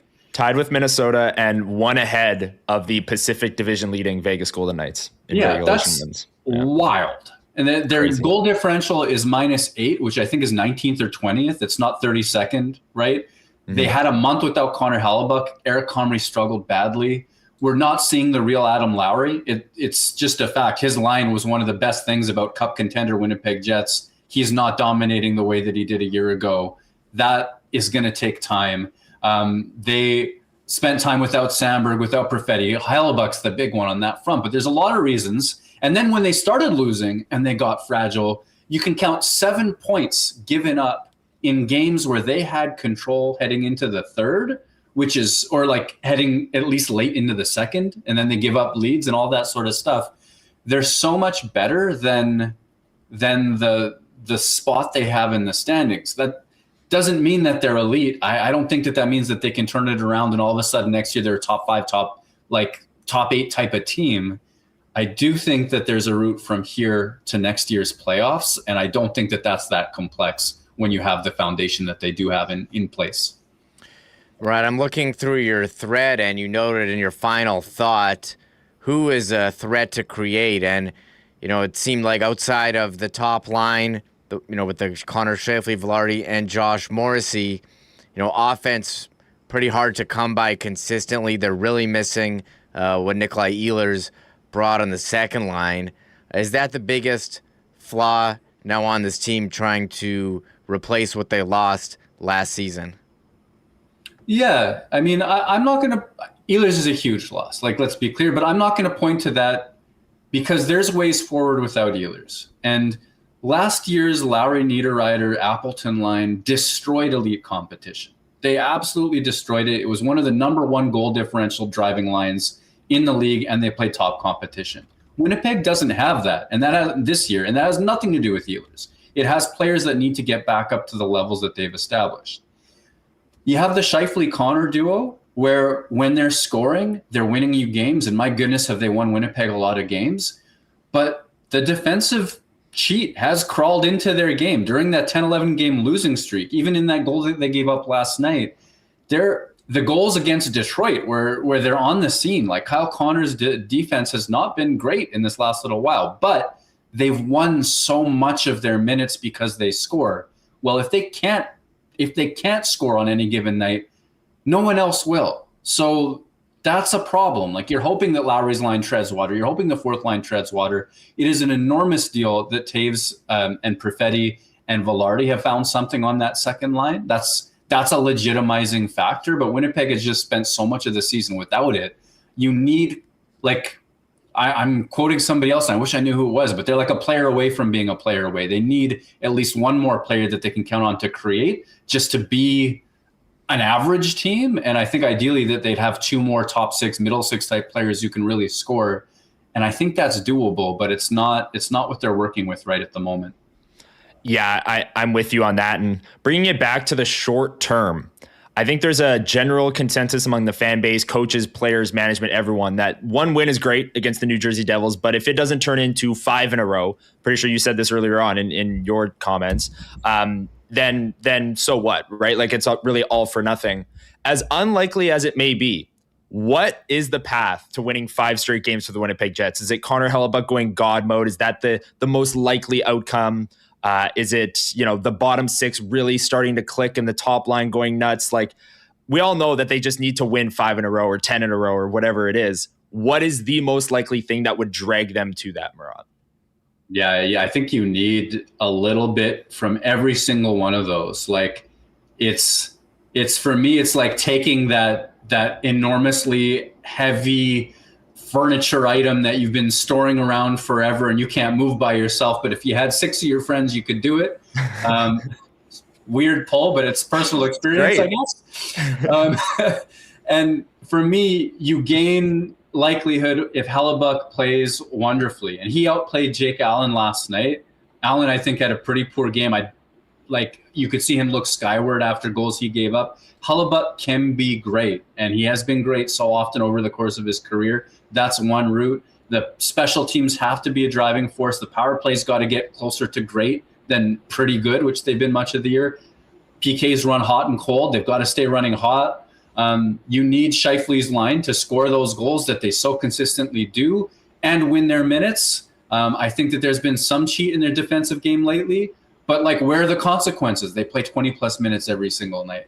And then you need another line to get going. And whether that's Taves keeps it up, whether it's Perfetti continues to find his game and take another step, he could use another step. There are routes to winning, but it takes a little bit from everybody. And I'm not really projecting that this 1-game streak becomes 5 and we're looking at the Olympic break as holy smokes, they're in this thing. I can't see it. Agreed. Yeah, the Jets, tough schedule coming up with Tampa on Thursday, back-to-back Cup champion, Florida Panthers on Saturday, Dallas Stars Monday, and Wednesday, Montreal Canadiens. So, Murat, it's been great hearing your thoughts on the Jets. When I saw you're putting out a post on X saying, my thoughts here, I'm tuned in. And again, best of luck on new dad life, Murat. It's not easy in that first month. So looking forward to catching up again next week. Appreciate you coming on with us. Yeah, thanks a lot, guys. Thank you so much. Perfect. There he is, Murat Atesh of The Athletic, posting occasional musings on X at WPG Murat. We've got a great conversation coming up between Lyss Houde, Diana Matheson, and Desiree Scott, Canadian soccer legends. But first, here's Huss. Every Winnipeg Jets game, the lines are presented by our friends at Clean Line Plumbing, Heating, and Electrical, your local leader for over 40 years for the best in plumbing services as well as heating and electrical. Your one-stop shop with over 40 years of experience and, of course, the official plumbing service of the Winnipeg Jets. Not only are they the leaders in residential and commercial services, but much like the captain Adam Lowry. They have got your back covered 24/7, 365 with 24/7 emergency services.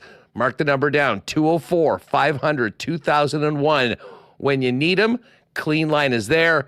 Your local leaders for plumbing, heating, and electrical. Check them out online at cleanline.ca. Great opportunity with all these games coming up. Lots of hockey as we push to the Olympic break and the Olympics just around the corner to get together with your gang at your local Boston Pizza for the big game. Enjoy ice cold schooners, world famous BP wings, gourmet pizzas, and more. And if it is a little too cold outside for you to make it out, you can always get the great taste of Boston Pizza by ordering online at bostonpizza.com. And as we count down to the Olympics, I know many of you are going to want to get geared up in red and white to support Team Canada at the Olympic Games. And you know where to do that. Royal Sports, 750 Pembina Highway, Winnipeg's ultimate sports superstore with the best in fan gear for both Team Canada merch as we get ready for Italy in the Olympic Games, as well as the Jets and the National Hockey League, Jays and Major League Baseball, all your favorite NFL teams, Raptors, NBA, Pro Soccer, and more. While you're there, check out their incredible hockey department, the best in town with amazing deals on sticks, skates, and equipment. And if you're planning a snowboard trip, Royal's been the leader in snowboards for 25 years. Check out the snowboard department today. It has been busy coming out of the holidays. Royal Sports, 750 Pembina Highway. Make sure to follow them on Instagram at Royal Sports Winnipeg for the latest merchandise drops and sale information. All right, just before we get to our next segment, let's give a big cheers to our friends at Winnipeg's favorite local brewery, Little Brown Jug. You train day in and day out, learning new techniques, approaching new concepts, and living out the thrill of achieving your goals. Building a craft beer is no different. While you spend your hours on the ice, we spend ours here, brewing our trademark beer. Again, and again. Here's to pushing the status quo and challenging ourselves to build something memorable. 1919 by Little Brown Jug.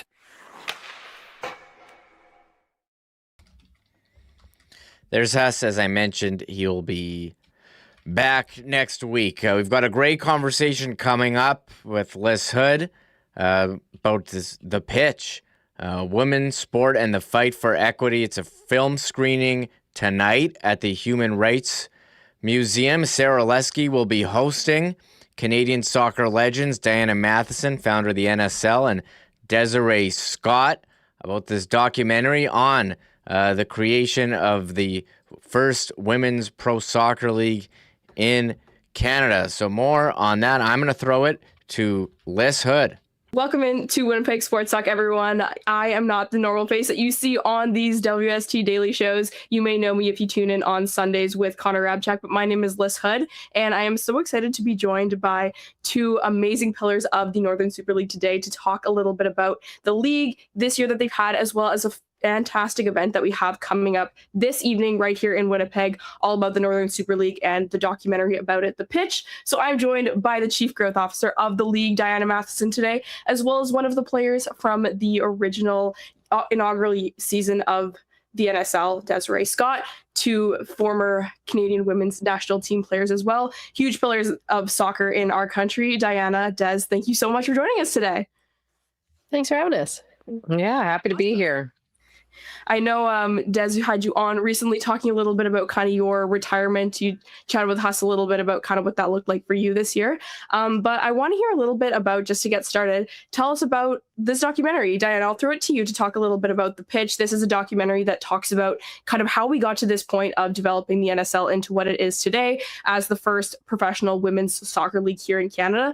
This documentary, it aired, I believe, a couple months ago. I believe it's been out kind of since the fall, and it tells a really fantastic story. I've had the privilege of watching it, and it's such a good watch. Tell us a little bit about The Pitch and kind of why it was important to document the process of getting the NSL up and running. Yeah, we started the process of trying to get this league going about 3.5 years ago now, and we knew early on how important it would be to tell the story of the building of the league, how impactful, sports documentaries can be. We all know what Drive to Survive did. And we got introduced to an incredible filmmaker, Michelle Hoser, who's the director of this film. She made this film. And she did an incredible job. She ended up telling not just the story of the building of the league, but the story of Canadian women's soccer. And in so many ways, the story of women across many industries, and a Canadian story too. I think that's what hits home really impactful right now with everything that's going on in the world and this kind of renewed discussion about investing in, believing in Canada. That story is at the heart of this film too. So yeah, I think you might cry. You might cry, you might laugh, you might cheer. It was such a fantastic watch. I was surprised at kind of how emotional I got watching it, just because it did such a good job of telling the story and all these pieces that I obviously didn't know about the behind the scenes business side of things. But it featured a lot of different, film moments of, the Olympics and talking to different players that we're all familiar with on the consumer side, players like Christine Sinclair, and hearing her kind of speak to how all these different experiences that we were able to consume, whether we're watching the Olympics on TV, watching the Canadian women's team in different facets. And it was so fascinating to see how it all combined together and how different events served as catalysts for different parts of this whole development of this league. And then, Des, I want to hear a little bit from your side about, you were involved in the doc as well. Obviously, it talks about the team while you were on it, as well as some interview clips as well. But what does it kind of mean to you to have a screening of this kind of happening here in Winnipeg, in your hometown, and, bringing the community together to get to watch this? Well, I think it's a beautiful thing, sport and soccer. It is like the world's game. So being able to cue this documentary up in my hometown, I think, as we mentioned, it's a wonderful documentary, super inspiring, and a wonderful time to come in and tune in and watch it, and to just see the story of the league. And I think this country, this city has wanted professional soccer, a professional league in Canada. So it paints that picture, it shows that story, and now everyone can come and see it. And it'll be a wonderful event to bring the community together. Yeah, absolutely. I think that sometimes if, you're a Winnipeg-based, local professional sport consumer, you think a lot about, hockey or American football and stuff that doesn't have nearly as much of kind of an international presence the way that something like soccer does. And I think sometimes, if you're just kind of looking within a more narrow scope, as we sometimes do, you don't, realize how much growth and there is out there in terms of the international respect and interest there is around soccer. And so, Diana, I'd love to hear a little bit more about kind of the event that we're having here tonight. And a friend of the show, obviously Sarah Lesky, very familiar to a lot of Winnipeggers, is involved in the event as well. So walk us through what tonight's kind of going to look like over down at the Canadian Museum for Human Rights. Yeah, it's you get the opportunity to see the pitch and hear more about this story. And you said a lot of people think local, don't necessarily think about maybe the global impact of soccer or the industry of women's pro sport. Like 99% of Canadians, 99.9%, are not thinking about women's sport on a day-to-day basis. And I think this is a great opportunity to come hear about it. That's essentially been my job for the last 3.5 years. Just share with Canadians what's going on in women's sport globally here in Canada. And really, long story short, this is a new business. Women's pro sport has only been treated like a business and invested in properly like the last 4, 5, 6 years. And in Canada, although we're just getting started, like this industry is brand new, 2.5 years old with PWHL and now us, Northern Super League, Toronto Tempo is coming next year. And even though we just started, this is already an industry that's created thousands of jobs. It's invested tens of millions of dollars in the economy, and it's only going to get bigger and bigger. And we can have one of the biggest and best women's sport economies in the world because we're really good at women's sports. Like you see it every Olympics. You're going to see it pretty soon here, in 10 days when the Olympics start in Italy. Women's athletes go out and compete and win against the world's best. And it's no different here. We're a brand new industry. But we're already one of the best women's pro sport countries in the world. And this league we've built from scratch operates in this global industry. We have to compete for players, talent, fans, everything. But in year one, we're already a top 5 league. And that's the goal here. And I know in Winnipeg, you probably don't see it that much. You probably don't hear about it that much. But Desiree Scott just retired from playing. And if there's anything I know, it's that a retired women's national team player needs a job. And can be dangerous. So I would not be surprised if Desiree Scott and folks that saw the pitch helped us bring a team to the Northern Super League, a Winnipeg team here in 2027. Well, let's talk about that a little bit, because I know there's been some kind of conversations going around, some, forms that people are filling out and signing, expressing interest and then support. I think a lot of the points that you touch on there, Diana, are so important for people to, realize when they're looking at the scope of women's sports as a whole, as well as the excellence that Canada has displayed on an international stage already with women's soccer. You've been here in terms of the excellence of Canadian women's athletes, and this is just such a cool opportunity for them now to play here. And that was something, I'm not going to spoil the documentary too much, but that I loved, that was kind of underscored throughout the entire film, is the importance of these players. They want to be at home. They want to play at home. They want to play for, their fans. They want to be in their communities and getting to help grow the game that they love so much, kind of on home soil. And I think that that's so wonderfully cool that they've been able to do that. And like you said, this 2027 expansion, Winnipeg, Des, are you on Indeed? Are you looking for a job? Because I think this is a fantastic opportunity to chat a little bit about what it would take for Winnipeg to be, a prospective host for a team and what that would look like for the city. Yeah, I think we have a wonderful city, obviously biased opinion being a Winnipegger and a homegrown Manitoban, but, they're looking the Northern Super League for expansion 2027 for West or Central. Myself, Rob Gale, some really awesome people are really trying to shine a light on what Winnipeg is. I think there's a lot of very successful men's sports here in the city, but there are no women's sports professionally in the vicinity. So we're trying to bring that right to our city. And I think, Winnipeg is a unique gem. It's a place that can be successful if the community rallies behind it. And we've seen that Winnipeggers rally behind their sports teams. Why not do that for a women's team? But we are going to need the support of the community. We're going to need some investors to come in and show up and put their money where their mouth is and back women's sports, because they'll see that return on that investment for sure. And I think just getting people doing it the right way who want to see it succeed from the ground up. And we've got people invested from the jump who want to see that happen. So I'm making a personal push for it. I would love to see Winnipeg be the expansion in 27. And we just need some investors and support to hop on board along for the ride. Yeah, absolutely. And I think I want to look at, here on Winnipeg Sports Talk, we have a fantastic local listener base that is so passionate about sport here in our province and in our city as well. And one time I had a conversation with someone who was heavily involved in the organizational side of the PWHL. And I was talking to her about, what the average kind of layman can do if we aren't necessarily able to pull a Josh Morrissey and invest in one of the Northern Super League teams ourselves or anything like that. And she was talking about little things along the lines of, interacting with player endorsements that they're doing online, their brand partnerships and things like that, commenting, liking, sharing their posts and stuff like that, because that can help them go a long way. Diana, what are some things that, folks can do to support the league, whether it's just tuning in on cable because there's fantastic, broadcasting deals already in place in just the first season, or little things that, the average person can do to support the growth of this league kind of from their own phone, their own homes and stuff like that, and help it, continue on this trajectory that it's, so clearly been on through its first season here. Yeah, I think the average Winnipegger, if they want to see a team in their city, if they want to support the league, I steal a Billie Jean King quote a lot of the time, help in the way you can. If you've got millions of dollars, invest. Let's go. Call Desi. If you don't have that kind of money, you can buy a jersey. You can follow a social media account.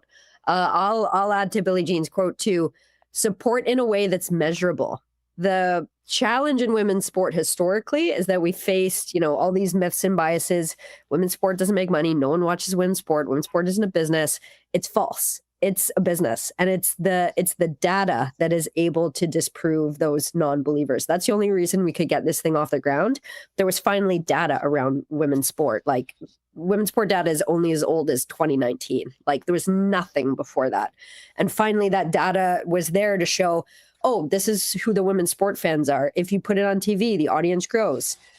If you invest now in a franchise like an NWSL, they invested back in 2013 for a couple $100,000. Their franchises are now valued at $100 million. So there's actually numbers to show it. So helping in the way you can, make sure, that click is seen, that broadcast is followed, it's liked, it's commented, subscribe to a newsletter. And if you're here on the ground and you want to make a team happen, get involved. Find one more person that wants to help and one more person that wants to help, because that's how we built this thing. Yeah, absolutely. And I think that, the data is so important. And I've seen some incredible facts about kind of what this first year has looked like for you. And maybe this is me putting you back on the spot here, Diana, but what are some, you mentioned the top 5 kind of league around the world, which I think was a huge that was almost shocking to me, but it shouldn't be considering kind of how big soccer is in our nation and how much appetite there is for it. But what are some of the kind of most fantastic to you statistics around kind of what this first season has looked like and how incredible it's been to kind of showcase that, trajectory towards that ROI that is kind of inevitable when you invest in women's sport at this stage? Yeah, I think, we had a number of targets of KPIs that we wanted to hit in year one around revenues and attendance and broadcast numbers, all these things. And more or less we hit them in year one, which is fantastic because it's a good place to grow and keep competing. Yeah, some of the numbers, we finished the year with just under 4,000 average fans attendance, which doesn't sound like a big number, but it actually puts us 3rd in the world for average attendance in women's pro soccer. So it goes US, England, and then us. So guess what? Fan base, we're ready to grow. And that's in a league nobody heard about a year ago. So we're very excited to grow that number. We're a business. Like I said, we drove about $30 million league and club wide across the league in year one. That puts us about 8th in the world for women's pro soccer leagues, even though it's year one, even though we only have 6 teams. So incredible place to start there. We're really good in Canada at sport business. So fantastic place to grow. Broadcast numbers, exactly where we wanted them in year one. So all the KPIs we wanted to hit, we hit, and that's the foundation. That's year 0. We get to grow and keep growing those numbers from there. And women's sport in Canada globally is showing no signs of slowing down. Sky's the limit for how big we can grow this thing. That's awesome. And that's so encouraging to hear. Congratulations on that, because it is just, I know more now, but I still only have skimmed the surface on how much kind of went in behind the scenes for you and what these last few years have looked like. So it's fantastic to see it all come together as a dream come true. And so maybe it's kind of my last question, Des. I'll just throw it to you. What are you kind of looking forward to tonight with this event that's kind of coming up here and, bringing the Winnipeg soccer community together? The event's free. People can still register now if they're interested in attending at the Canadian Museum for Human Rights. What are you looking forward to about kind of being able to share the story of this documentary and this league and women's soccer and, just women as a whole, and with Diana and Sarah kind of in this panel discussion? Yeah, for me, I'm excited to be coming home. It's been a long time. I think anytime you can rally the community together around the sport that we love most, I think it's a special evening. We have some incredible people there, Diana, Sarah, myself, and really just people who love the game and want to continue to grow it. And I think it's just going to be a really inspiring night, a chance to see the story and the fight behind Canadian women's soccer. Big fan of my Diana Matheson. I joke about the fact that I'm proud of her, but it's been a pleasure to see her journey. And even when I watched the documentary for the first time, I was like, I didn't know how much went into this thing. So it's inspiring for me to know the people that have brought this thing to life. And I think it's a story everyone needs to hear and see. So just excited to do that in my hometown. That's fantastic. Folks, if you're interested in attending tonight's event, it's at 6 p.m. in the John and Bonnie Buehler Hall down at the Canadian Museum for Human Rights.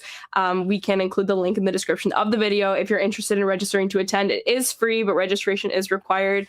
Diana and Des are hoping to see you down there tonight. Diana, Des, thank you so much for joining us on WST today. It's been such a pleasure. Congrats again on a fantastic year, and really, really looking forward to see what's in store kind of for the rest of the league from a selfish standpoint of wanting to see this kind of grow here in Winnipeg with all the different connections between, Christina Litz and Des and so many other folks, as well as kind of on the grander scale of how important this is for women's sport as a whole. So thank you so much for taking the time out of your day today. Thanks for having us. Looking forward to it. That was a great conversation with Lyss Houde, Diana Matheson, and Desiree Scott. And again, they'll be at the screening tonight at the Human Rights Museum, The Pitch, hosted by Sarah Orleski. For more information, yes, the link is in the description. Let's bring him back in. Connor Hrabchak, we're winding the show down. Got some NHL notes here to talk about. We did have a contract extension today, Connor. Ben Chiarot with the Red Wings, former Winnipeg Jet, 3-year contract, $3.85 million AAV. Congratulations to Ben Chiarot on the new deal. Yeah, Winnipeg Jets legend Ben Sherratt. He's now gotten multiple. Like, this isn't a long-term deal, but it's for like a middle pairing defenseman. It's not bad, and he's getting into kind of his mid-30s there. Yeah, and there's been a lot of debate online today, Remis. I don't know if you've seen it, because Sherratt is the ultimate like eye test versus analytics defenseman. So there's been a lot of Twitter wars going on over that extension, but. Congrats to former Winnipeg Jet, former partner of Dustin Byfuglien, Ben Sherratt. Yeah, 34 years old, turns 35 in May, so that'll take him to age 38. And I mean, what a career he's had. 13 NHL seasons, drafted 4th round, 120 overall by Atlanta in 2009. I do remember him here. His first full year, 14-15 with the Jets, played 40 games, 15-16, 70 games, and really made a name for himself for his tough physical play. The other moves, Andre Palat traded to the Islanders with a 3rd and a 6th for forward Siplikov. No retention on Palat, who had $6 million AAV time, for this year and next year. And they also got Carson Soucy from the Rangers for a 3rd round pick, Connor. The Islanders taking on some big ticket players here as they're pushing towards the playoffs. Yeah, for me, the Palat one is really interesting because the Devils were in cap hell, and the whole Dougie Hamilton saga, like, you thought that was going to be something where they were going to have to trade Dougie Hamilton, who is at $9 million, and retain money and do all of these things just to get out of the position that they're in. And the Islanders, I know they're getting a 3rd and a 6th back with Palat. Like, they're getting paid those mid-round picks to take on the contract. But for there to be no retention and to really just bail the Devils out of the terrible cap position they were in was really interesting to me for a guy who, I mean, Palat was great in his Tampa Bay years, a great complementary piece to those teams and the cup winning teams. But since he's come to the Devils, he has not been the same player. He's also in his mid-30s, high ticket player. So that one really shocked me. I thought they were going to have to attach a lot more to Palat's deal to get rid of him. The Devils were, but just a 3rd and a 6th. They got out of that contract for the next 2 seasons. And then the Islanders, the day before, traded their 3rd for Carson Soucy. They get a 3rd back. So, I mean, they kind of just traded for Palat and Soucy, took on some big ticket items. They're in a playoff spot right now. Matthew Schaefer is that organization on cloud 9, and they're feeling it. So they're making some moves and looking to win some playoff rounds this year. Yeah, Andre Palat, 34 years old, turning 35 in March, 10 points in 51 games this year.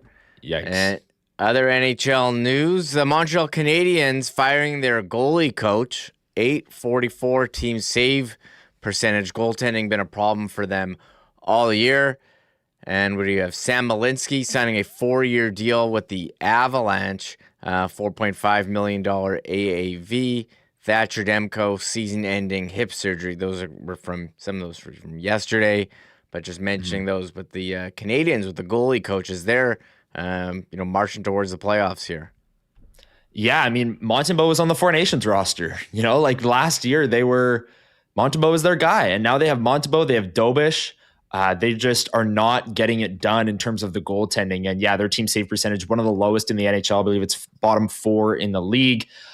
So an interesting move there. We saw the Leafs fire their power play coach, and then their power play went off. I wonder if the Canadiens firing their goalie coach, if their goaltending is going to suddenly turn a corner here. Malinsky, an undrafted 5'11" defenseman that has played so well to earn himself this contract. And he's been on, the 3rd pair or the 2nd pair for Colorado, but fits their style of play so well, moves the puck, creative offensively, and really has fit in there quite well. So, Sam Malinsky, one of those players that you be watching the game, you think, who is that? Undrafted player, but he's fit into their system admirably. And then the last one, Demko. I mean, he is hurt seemingly every single year. A hip surgery for goalies, we know that's not a good thing. We'll see if he can recover from that. They just signed him to a big ticket deal as well. I believe it's $8.5 million for 3 seasons. So for him to have hip surgery in year 1 of that deal, not a great sign. And a goalie who's really always hurt, whether it's one way or another. But this one, probably the most major thing, hip surgery for goalies. That's not what you want to hear. Yeah, moving on from hockey, Connor, we're a little over a week away from Milan Cortina 2026 Olympics and Canada announcing the flag bearers. Who is it going to be? Olympic stars Mikhail Kingsbury, Moguls skier legend with, what does he have? 3 Olympic medals, 100 World Cup wins. There's a male on the field. He's the male flag bearer. And Marielle Thompson, ski cross racer, gold in 2018, silver in 2022, working her way back from a knee injury, will be the flag bearers for this year. Connor, what's your excitement level for the Olympics starting? I think the opening ceremony is next Friday. Yeah, Remis, I'm fired up for the Olympics. I don't know about you, but I'm a big Winter Olympics guy, even if you took away hockey. Like, the hockey is obviously, I think, in a different, now that NHL players are back, it's in a whole different stratosphere in terms of, like, obviously that's my favorite event. But if you took away hockey, I still love watching the skiing, the speed skating, the snowboarding. There's so much in the Winter Olympics that I am such a big fan of. And maybe it's because Canada traditionally does better in the Winter Olympics than the Summer Olympics. Maybe that's why I like it more. But I don't know about you. Are you, like, if you took away hockey, would you still be a bigger Winter Olympics guy or Summer Olympics? I'm a big fan of the Winter Olympics. Ooh, would I be if you... I think winters, yeah, I think I like winter. I like speed skating. The snowboarding is a big highlight. Skiing, now they got half pipe, snow cross, ski cross, luge, curling. Yeah, and then you have the track with the luge. I love speed skating, short track. Very exciting. So we're a week away. A week away. There's going to be about 11:55 a.m. There's some curling going. And on the Thursday, there's a ton of events, but the opening ceremonies are next Friday, February 6th, I think at noon, 12:50 p.m. And the CBC Gem website has it all. We're very lucky in Canada to have CBC and the coverage that we have here, everyone working together to show the games on multiple channels, but the Gem app has it all, and it is live. You know, we're not dealing with tape-delayed stuff. So we have the flag bearers announced today, 2 legends, Mikhail Kingsbury and Marielle Thompson. Moving on, Connor, the big news of yesterday happened just after we finished. It was reported that legendary New England Patriots head coach Bill Belichick will not get into the Hall of Fame on his first attempt. Connor, your reaction to that report from ESPN?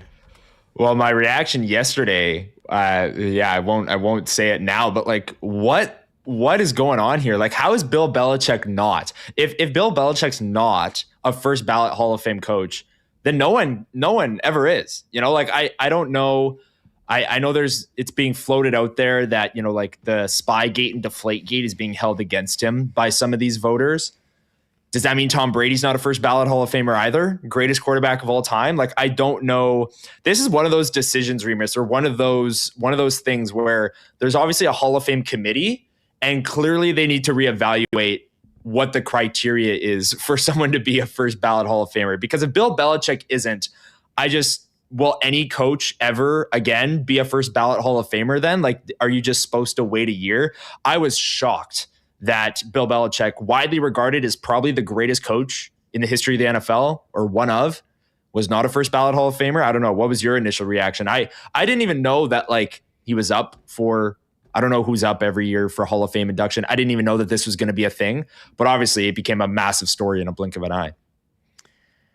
I don't know. I wasn't really, like, I think it's really dumb, but he's going to get in eventually.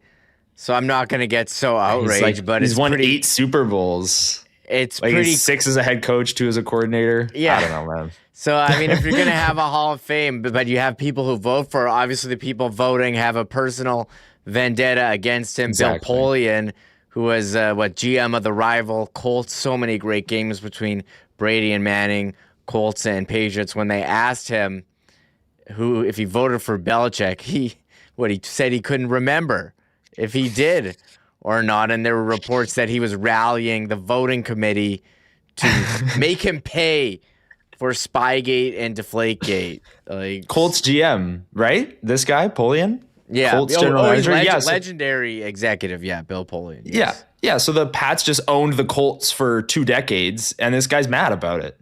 Like that's how I read it. Like, I don't know. Win more. Sucks to suck. I don't know.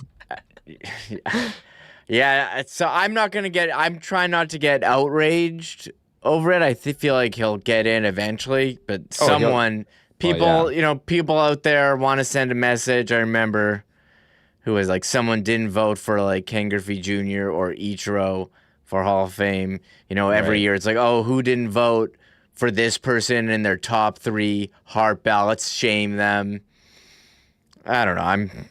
Maybe I've just seen it too often to get outraged. But yeah, it is ridiculous. So it's one of those ones that falls into that category for sure. Like it's Bill Belichick, Hall of Famer. He's a Hall of Fame coach and should be a first ballot Hall of Fame coach because he's one of the greatest coaches of all time. Like there's no doubt he'll get in. Duh. Mm-hmm. He should be a first ballot Hall of Famer, in my opinion. Well, moving on from that, we do have the Coolbet lines, a couple games coming. We do have the big game, Super Bowl 60. You know the Roman numeral for 60? Do you know it yet? Ooh. It starts with an L. Is there an X in there? LX? Yes, LX. LX. L is 50. Oh, boom. X is 10. First learned about Roman numerals from WrestleMania. Nice. We got Seahawks still favored by 4.5 over the Patriots. It seems to be the sentiment. Everyone's taking Seattle to win this one. The Patriots, well, the teams that they've played, have they really ever gone up against a quarterback that's having the season that Sam Darnold has? I'm not so sure. I haven't looked at too many bets yet. I think you do that next week, but they do have cool. Shout out to Coolbet. They're being pretty fair on the coin toss odds, plus 100 on either side. So there's some other books out there that try to take money from you by giving you not plus 100. Any specials on here? Yes, Jake was saying this one. Any quarterback to have a reception, plus 17. I like that one. 1,700. The other fun one is also how many players will attempt to pass. That's a fun one to do. Well, which Bay Area landmark will be shown first on NBC? The Golden Gate Bridge is the favorite. Minus. Nice. 1,111. A streaker. If you think there's going to be a streaker, plus 280 on that. Wasn't there a streaker at the Grey Cup this year? There was. This year? Yeah. No, not this year. In Vancouver. In Vancouver, I was there for that one. Yeah. What? Sorry, the guy ran. Guy ran on the field at the Grey Cup, but he wasn't. I don't think he was streaking. It wasn't like fully nude. Right. What's the definition there, right? Yeah. He just annoyed everyone. Oh, sorry. It says in Winnipeg this year? Streaker / unauthorized person. Was it this year at the Great? Wasn't it at the Grey Cup? I got really mad about it. He wasted everyone's time. It was cold. I mean, yeah. Yeah, it's cold. It was cold. It's cold. We got Bad Bunny props. I don't know if you know any of his songs. There. Any opinion on Bad Bunny? If I hear the songs, like I know what the songs sound like, but I couldn't tell you what the titles, like all of these, which first song will be. I have no clue. I got nothing there. National anthem length. I don't even know who's singing it. Gonna have to dig into that. We got team specials. Color of Gatorade is always a good one. Color of Gatorade. Oh, big time. Well, this is a funny one. Will the Seahawks attempt to pass from the opponent's 1 yard line? Ouch. Ouch. That's a good one. I like that. Yes is plus 400. Or will a Patriots linebacker have a reception, plus 700? Some of these are fun. How about this one? This one? Number of viewers on the NBC broadcast, according to Nielsen ratings, in millions. 125.5. Wow. Like, couldn't it? I get like point spreads are like, 6.5 because you can't win by 6.5, but couldn't you technically have 125.5 million viewers? It'd be a push, I think, or maybe they go to a different ratings. Maybe they go to a different decimal place. Yeah, 125.5 million viewers over or under on NBC's broadcast. We'll see. 3 hockey games tonight. we do have Rangers, Islanders. Islanders home favorites minus 133 after making those trades. Blue Jackets been pretty good under Rick Bowness, minus 119, hosting Philadelphia. And the Avalanche, they're minus 143 road favorites at Ottawa. Any game that you're going to be dialed in on tonight here? They're all early starts, no late game tonight. Yeah, Rangers Islanders will be interesting. They just made the Carson Soucy trade, the two of those two teams, as Soucy went from the Rangers to the Islanders. They just made a trade. And then the Blue Jackets, always, they're rolling with Rick Bowness. They're getting the coaching bump. That's what you hope for when you fire a head coach midseason, is that your team will respond and go on a nice little streak. That's what's happening. And the Avs and the Sens, the Sens, we just talked about the Habs firing their goaltender coach. The Senators have had the worst goaltending in the National Hockey League this season. They're down to James Reimer off the street is who they're starting tonight against the Colorado Avalanche. Their team save percentage is .871. It's 32nd in the league. So Colorado, they're not a team that struggles to generate chances. And against goaltending like the Ottawa Senators, they could put up a crooked number tonight. And James Reimer is getting the start, who, again, they started with Ullmark, Maryline, and they have other goalies there. But their goaltending has been such a problem this year, and Ullmark had to take the leave of absence, that they brought in James Reimer, who has started the last number of games for them and looks to get the start tonight too. So we'll see how the Sens goaltending can hold up against the number one offensive team in the league. Looking at other odds here, they do have Olympics, curling futures, 500-meter short track, speed skating, women and men, skiathlon, cross-country skiing. So many, we mentioned all the events. We didn't talk about biathlon, the event where you ski and then shoot a gun and then ski some more. So I can't wait. That's a good one. It's going to be on all day. Going to be waking up my kids from school and be like, hey, you got to watch this. And they'll be like, no, Dad, I don't want to watch that. I'd rather watch my show, but I'll see if I can force him into it. Nice. And I should There's also some others. Or sorry, go ahead. No, I was going to wrap it up. So you got one more on Olympics. On Coolbet, the Olympics. I just scrolled down to Winter Olympics, ice hockey, men's.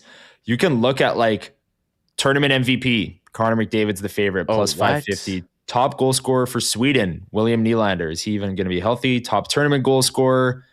Top goal scorer Canada, Nathan McKinnon, McDavid. Winner of Group C, U.S. has a cakewalk group. They're going to win. There's a lot of stuff here for the Winter Olympics, which is great for the hockey. Oh, I didn't hit load more. Okay, so I didn't hit load. You got to go way to the bottom. Yeah, it's kind of hidden. So here's Olympic ice hockey futures. Oh man, there's so many. Yeah, holy, not bad. And then most MVP. Goals scored in the round robin by the team. Interesting. Yeah. The winner, Canada the favorite, plus 120. Man, I got to get in on an Olympic pool. I remember I did 06. I did one. Nice. I don't remember. I think 2014, I was in just a pick'em pool, and I didn't have Crosby, and I was in the lead, and then Crosby went nuts in the gold medal game, so I lost. And I was very conflicted when Canada won for that reason. It's man, but that is a cool bet. That's pretty awesome. They have all this Olympic stuff. I should add for anyone out there, Coolbet has an offer for WSTers looking, to wager on the Super Bowl. Double your deposit up to $60 using code WSTSB60. The code runs until kickoff and comes with a very player-friendly 1x rollover at minimum odds of minus 200. As always, stay cool, bet responsibly. Well, Connor, that's been a great one today. Looking forward. The Jets are off. They'll be back on the ice tomorrow against Tampa. Other than watching those hockey, if that's your plan, what are your big plans for this evening? I have my own hockey game, a little beer league game later tonight. That'll be fun. The biggest hockey game happening in Winnipeg tonight, I'm sure. And then, back at it tomorrow. Don't really have too many plans. Maybe I'll tune into that Avs Sens game just to see maybe their goaltending crumble. What are you What's on your agenda tonight? I still got to fold that laundry that I didn't fold from Monday. From Monday, it's been sitting in a basket since the weekend, so maybe I'll throw something on and get that done. I do have to do the WST quarterly taxes. I got to pay those, so those need to get done. Business at some. I'll give you a story from I played hockey last night. A guy on our team, left his stick there. He just had a baby. I'll give him some slack. He hasn't been getting a lot of sleep, so he left his stick. And I guess there was some overlap between our team finishing and the next team coming, and so no one picked up the leftover stick. What are the odds you think that this guy's going to get his stick back? Well, I got an email today from our team captain that I guess the next team's like, whose stick is this? Turn it into the office. And the guy a guy on our team got his stick back after leaving it. Wow. And the next team turning it in. So, man, stick's not cheap. You don't want to forget one at the rink. But pretty incredible story there of a stick lost and then returned. Not bad. Yeah. And sticks are so expensive. So that would be an expensive leaving of the equipment there. That's the one thing you probably don't. I mean, there are other things that are expensive too, skates, but like, how could you? I mean, you could forget skates, I guess, but yeah, you don't want to leave a stick. I always forget stuff at home, going to, playing. I always forget something. I forgot shoulder pads. I forgot my helmet the other day. I had to drive home. Elbow pads, I forgot I don't think I've ever forgot skates, but bringing it home, I don't think I've ever really left anything that serious. No. Usually remember to grab my stick. I always forget my glasses. I put them on the shelf, and I have to go back to the room once I get to the car. I realize, hey, I don't have these. I kind of need them. I don't need them to see, but they're very helpful if I do wear glasses. Can't make those stretch passes without the glasses on, right? I don't play with glasses. Maybe that's why. Why it's not going well for me these days. Anyways, good place to end it. Connor, it's been great talking with you. Big shout out to our guests, Stephen Ellis, Desiree Scott, Diana Matheson, Lyss Houde for that conversation, and of course, Murat Atesh. And we couldn't do any of this without our sponsors, Winnipeg Jets, Uptown Alley, Rollies Transfer, Safetel Dental, Canadian Club, Princess Auto, Chuds, Power Sports. Connor, tomorrow, Chuds, Power Sports, Power Pole, Part 1. We got to get in. Maybe we'll think of something for that. Manitoba Battery, Clean Line, Little Brown Jug, Boston Pizza, Royal Sports, and Coolbet. All right, for Connor Hrabchak, I'm Michael Remis. This has been another edition of Winnipeg Sports Talk Daily. Bye-bye. Oh, my God! Oh! Shut it down! Let's go home! Thanks for tuning in to Winnipeg Sports Talk Daily. Make sure to subscribe on YouTube and your favorite podcast feed at winnipegsportstalk.com.